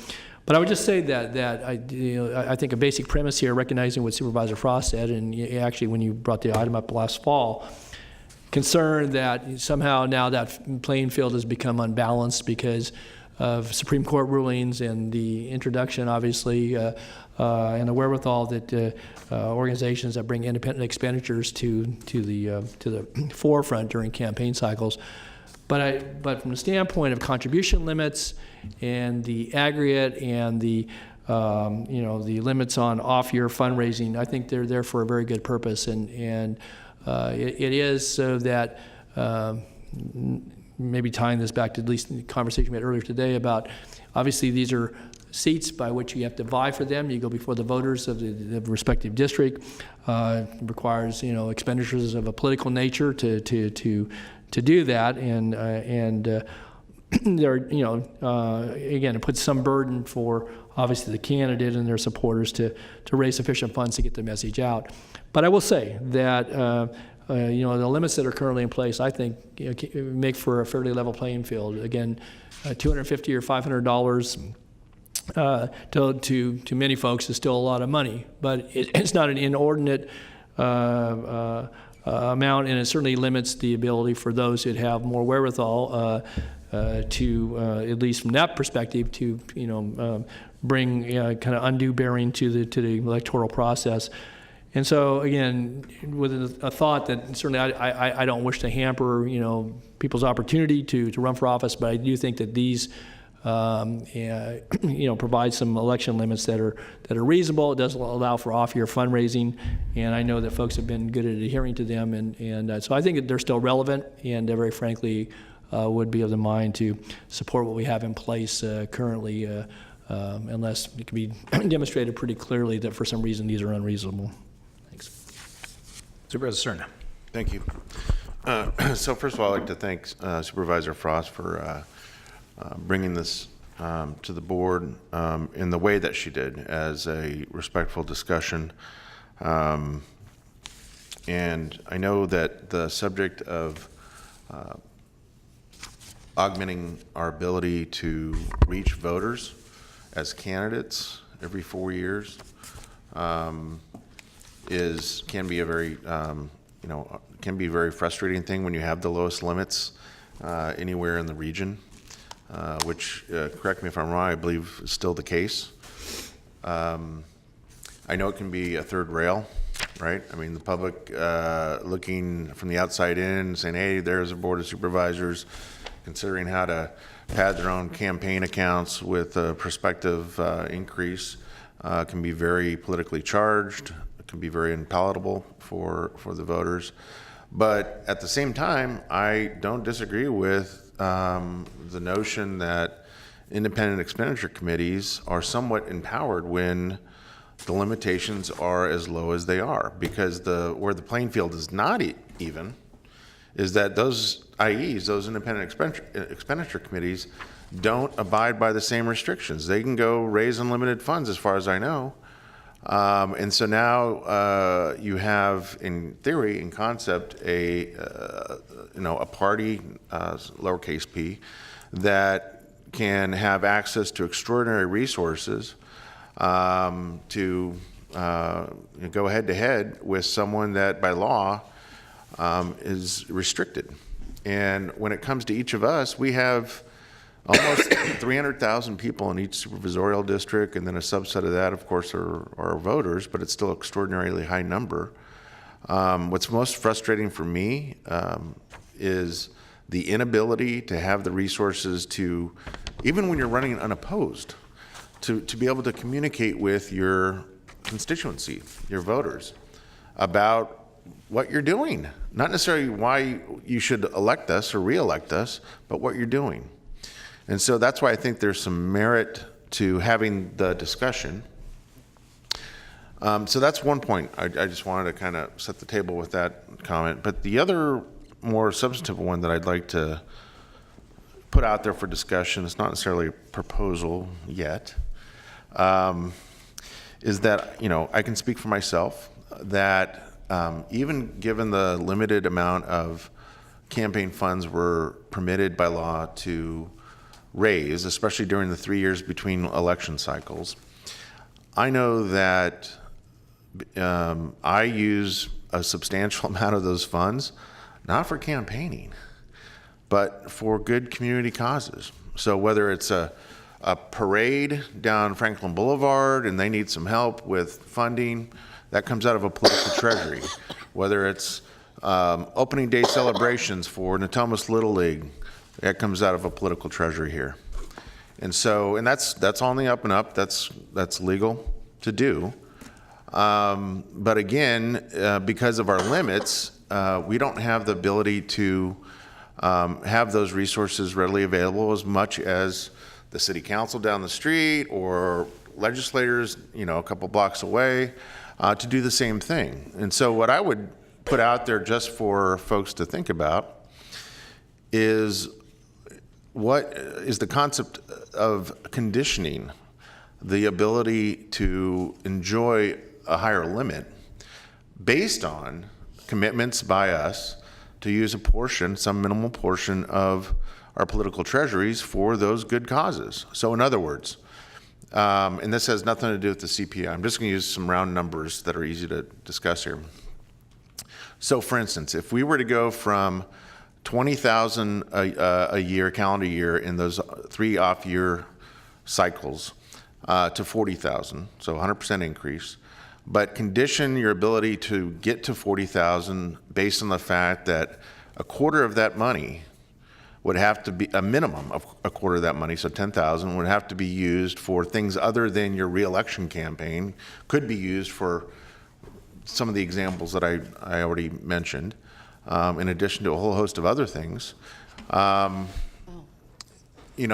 to me is, that's where there's some traction, at least with this supervisor, is understanding how we might be able to, I think, reasonably look at augmenting our ability to fundraise, but also it speaks to our interest in doing things other than strictly having a more robust means for reelection. We're doing things that we're expected to do for the community, and quite frankly, it takes a little pressure off the very, very limited discretionary funding that we get per district each year, which obviously is subject to change each June, to do. So I would, again, it's not been thoroughly vetted. It hasn't been. I haven't put anything on paper, but I think it's something to think about.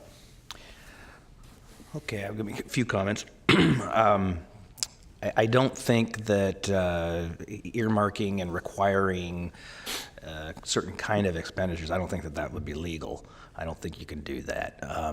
That being said, my overall feeling about this subject has always been I completely agree with Supervisor Cerna in that I do think that the lower numbers do empower IEs. There's no question about that, which is a murkier area, which is what Supervisor Frost wanted to get to begin with on this subject, I believe.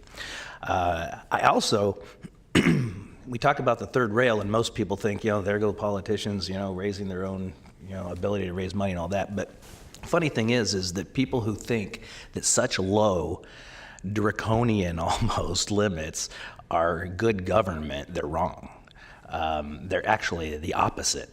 It actually makes it much more difficult for somebody to run against incumbents. I mean, if there's ever been an ordinance that protects incumbency in Sacramento County, it's our low limits.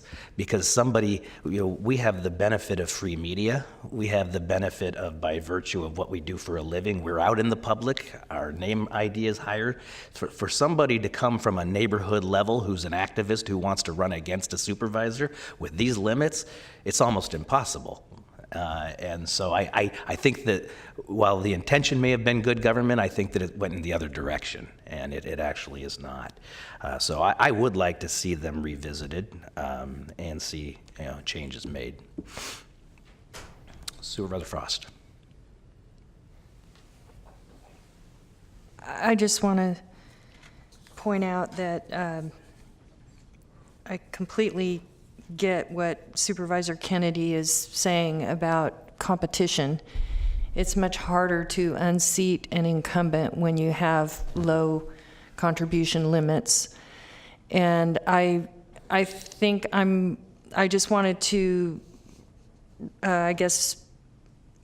reiterate that I'm not asking to revamp our policy. What I'm asking for is maybe an amendment, or what I'm looking for is thoughts regarding an amendment that would bring us up to date with the amount that we can collect for contributions, that would provide for more transparency in the process. And I also want to point out that in those areas, like other counties where they don't have campaign limits, our DA, our sheriff, in those races, people just give whatever they give, and it's easy to see who is supporting who. But in other races where you have these low campaign limits and PACs get involved, the PAC can give to another PAC that gives to another PAC at a higher level, and soon you're into a different reporting requirement, and it's very hard to track where the money came from, even if you're an expert in the political arena. And so for the sake of transparency and in the spirit of competition and real competition, I think it's better for our county to be more current on, to somehow bring this up, whether it's attached to an index, whether we go back to attach it, to an index that brings us up to date to what we are today. I'm not asking for extravagant, I'm not thinking extravagant, like what they do at the legislature. I'm more thinking, let's keep our same policy and bring it up to date. Supervisor Peters. Yeah, along those lines, I wanted to thank Flo for coming up with the percentages that have increased since this ordinance originally went into effect. And I would be fine with going along with that, so that contributions get raised by the percentage of increase since the policy was initiated. And for PACs, I'm not sure where I am. I'm not for unlimited contributions from PACs, but, increased probably along the same line in the way of inflation. I would agree with that. Any other discussion? And thank you for these charts. It was fascinating. They were. So I think that we're kind of, from what I hear from my colleagues, we're kind of at number 5 in the recommendations. Yeah. Yes? Is it okay to make a recommendation, or were you going to make one? Go ahead. Sorry. Well, no, we could do that, or it says, number 5 says if changes to the campaign are needed, which I'm kind of hearing a majority of the board saying that something needs to be done here. Then we direct staff to return to the board with the proposed changes. So I would, instead of making any kind of a motion right now, that's not what we're here for, but it's to provide that direction. And I think so far the most concrete I've heard was from Supervisor Peters just a moment ago. To use the inflation factor I in all 3 areas. I would concur. And then maybe options on the PAC contributions. I agree, we can't have unlimited PAC contributions. So.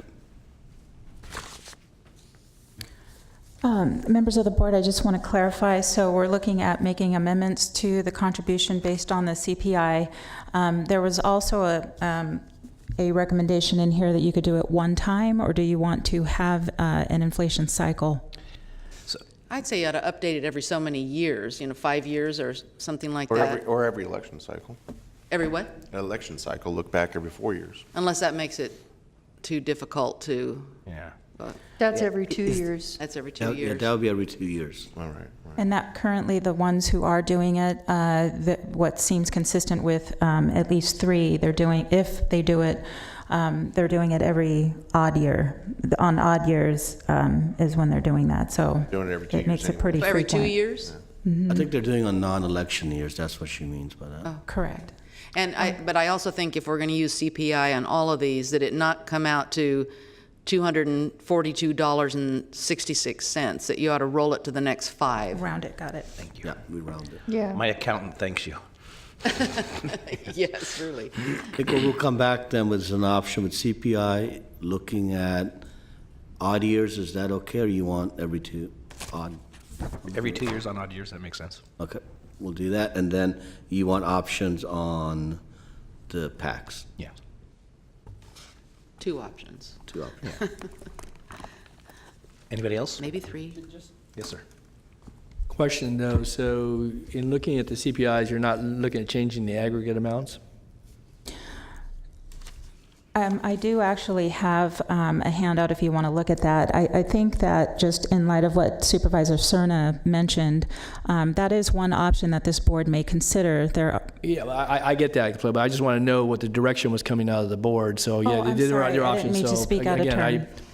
because that really goes to then building campaign war chests, so to speak. If you want to talk about incumbents being able to have an advantage, if you're able to, if you raise the aggregate amounts, recognizing what Supervisor Cerna was, a different take on all of that, then that allows you over the course of a 4-year term, if in fact aggregate amounts are raised beyond the 20,000, you can end up, again, my question is that I didn't hear that coming out of the direction, that it was more CPI and looking at what organizations or political action committees could give. But if there's, because I think that gets down to a much more potentially problematic path from the standpoint of incumbency having its advantage beyond what was described as just going with the job itself. So.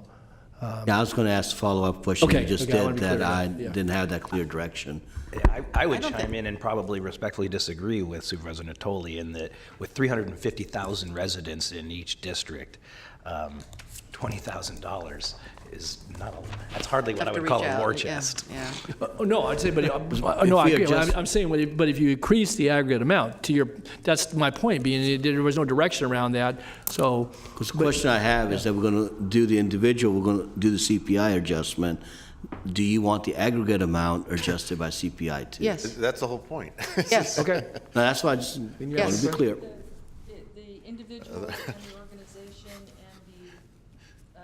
Your microphone's not on. $20,000 with fewer contributors. I So would say that- yes on all of Yes. them. I got it. The individual and the Understood. aggregate and the general And we will, you'll show us the numbers, but over a 4-year period, if you're right at 100%, if I understood.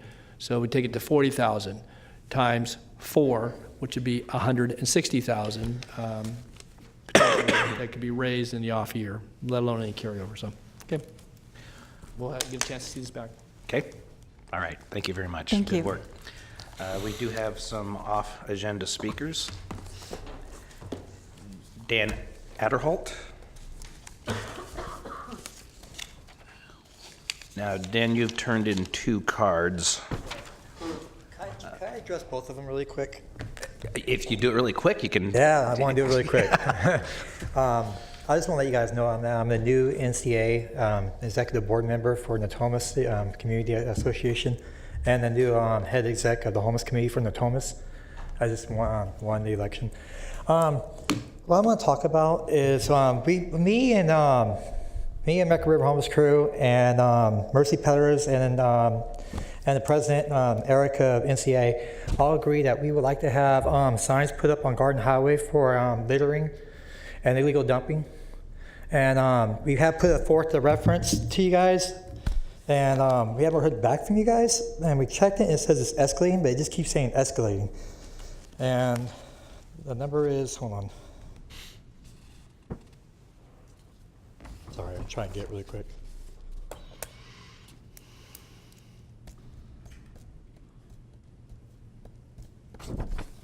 County reference number 190114/01741. And we're trying to get the signs for our Garden Highway because the illegal dumping is getting out of hand. Plus the mess by the homeless people on Garden Highway as well. We're trying to get trash bags from the county. I've asked you guys last time I was here for help, Cerna, and you told me who to contact. It was a dead end road right there. They said basically I have to have a 501(c), which I do not have. I'm trying to get one right now. I don't know why I have to have that to have garbage bags. You mentioned that you're working with some other nonprofits like Mercy Peddlers, and I don't see why if that's the holdup for our county departments in order to acquire trash bags, I don't know why you couldn't have another nonprofit as an agent of this effort request those bags. I tried that route. I've done that in the beginning. I've asked. We'll get you bags. Okay. How's that? Thank you. Thank you very much. Okay. What about the illegal dumping signs, you guys? Is there any way we can set agenda for that, for voting on that or something?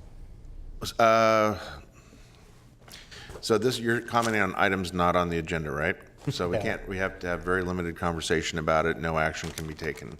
All I would have you do is, if you're not going to stay for the balance of today's hearing up through the afternoon, tune into the broadcast, which is going to air when? Friday at 6 p.m. Friday, Okay. March 1st at 6 p.m. And look for the comments made by me and perhaps our executive team at the end of the meeting to your issue. That's when we have the opportunity to speak about comments that are not on the agenda. Okay, on Friday. Okay? Yeah. Thank you, sir. Thank you. Have a good day, you guys. Thank you. Fatima Garcia.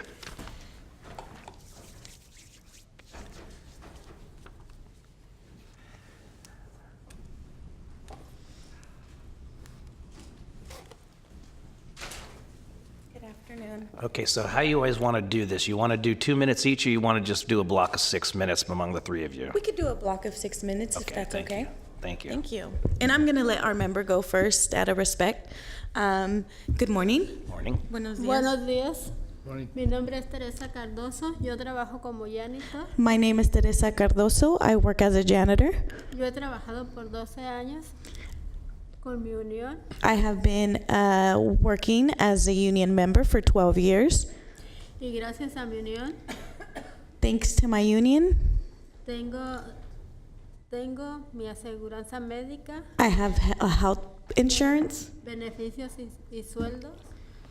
Y yo como trabajadora soy respetada. I have living wages and benefits, and as a worker, I am respected.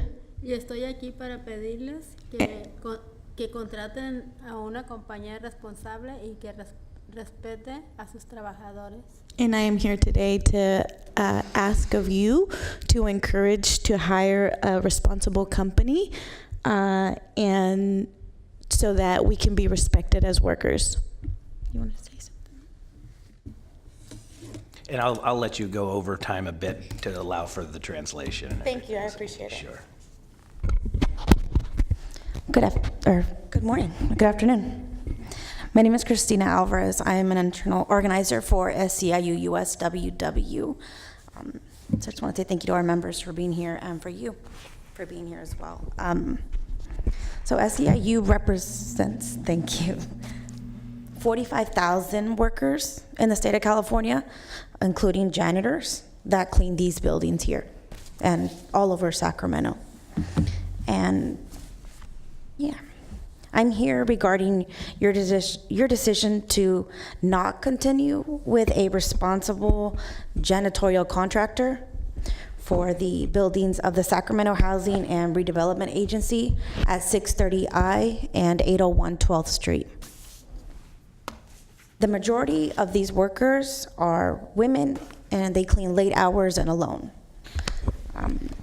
As one of the janitors who couldn't be here today, she provided some testimony, and she said that the benefits of having a union are really important for her and her family. She says they're important to me because of my benefits and having that security for myself and my family. Thank you. Thank you. Good afternoon, board. I would like to thank you all for your time this afternoon. My name is Fatima Garcia. I'm an internal organizer for SEIU, USWW, United Service Workers West. We are extremely concerned of the decision that happened at the Sacramento Redevelopment Agency in contracting an irresponsible company. Our current union members are months away from gaining full benefits that includes health care paid by the employer, and the way that we do that is we ensure that they work a certain amount of hours so that funds the service of health care. The janitors and as an organizer, I have seen a lot of injustice happen in the janitorial industry. One of the major issues that we have in the industry is sexual harassment, sexual assault. It's the second sector that is subjected after agriculture of sexual harassment. And like my coworker here said, we see a lot of this happen because our women, our janitor women are in buildings by themselves, late hours. So we are definitely extremely concerned of the decision. We have been requesting, our political representatives have been requesting meetings with you. And I'd like to hopefully leave here with a tentative date for us to meet. This is, again, one of the things that we are seeing in our janitor industry, although we have a union, is still not enough of a living wage to be able to live a quality life.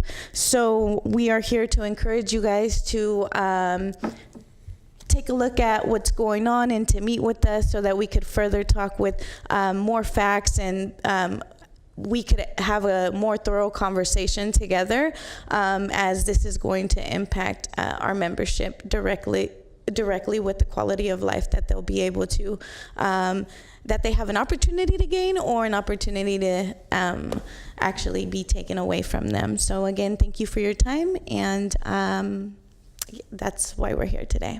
Thank you. We do have members, or a member that's punched in, and just so you do recognize that we won't get into a lengthy discussion about it today because it's off agenda, but we do have opportunities to speak if you call our offices and make appointments and that type of thing anytime. So, okay. I bet.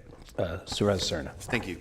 I just want to acknowledge the fact that I'm very familiar with what is that issue.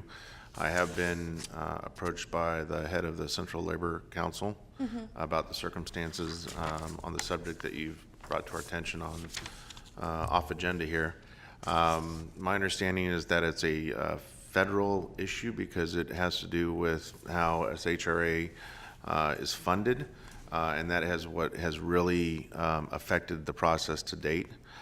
So again, per the chair's admonition just a minute ago, we can't take action, we can't have lengthy discussions, but I will say you might also want to make appointments to speak with local federal representatives too, as this is really a federal process that has produced what your grievance is really addressing. Okay? Okay, thank you. Thank you. Thank you all. Okay. Thank you very much. Thank you. Enjoy the rest of your day. All right, with that, we do have closed session. Looks like it's fairly lengthy. Yes? And fairly lengthy?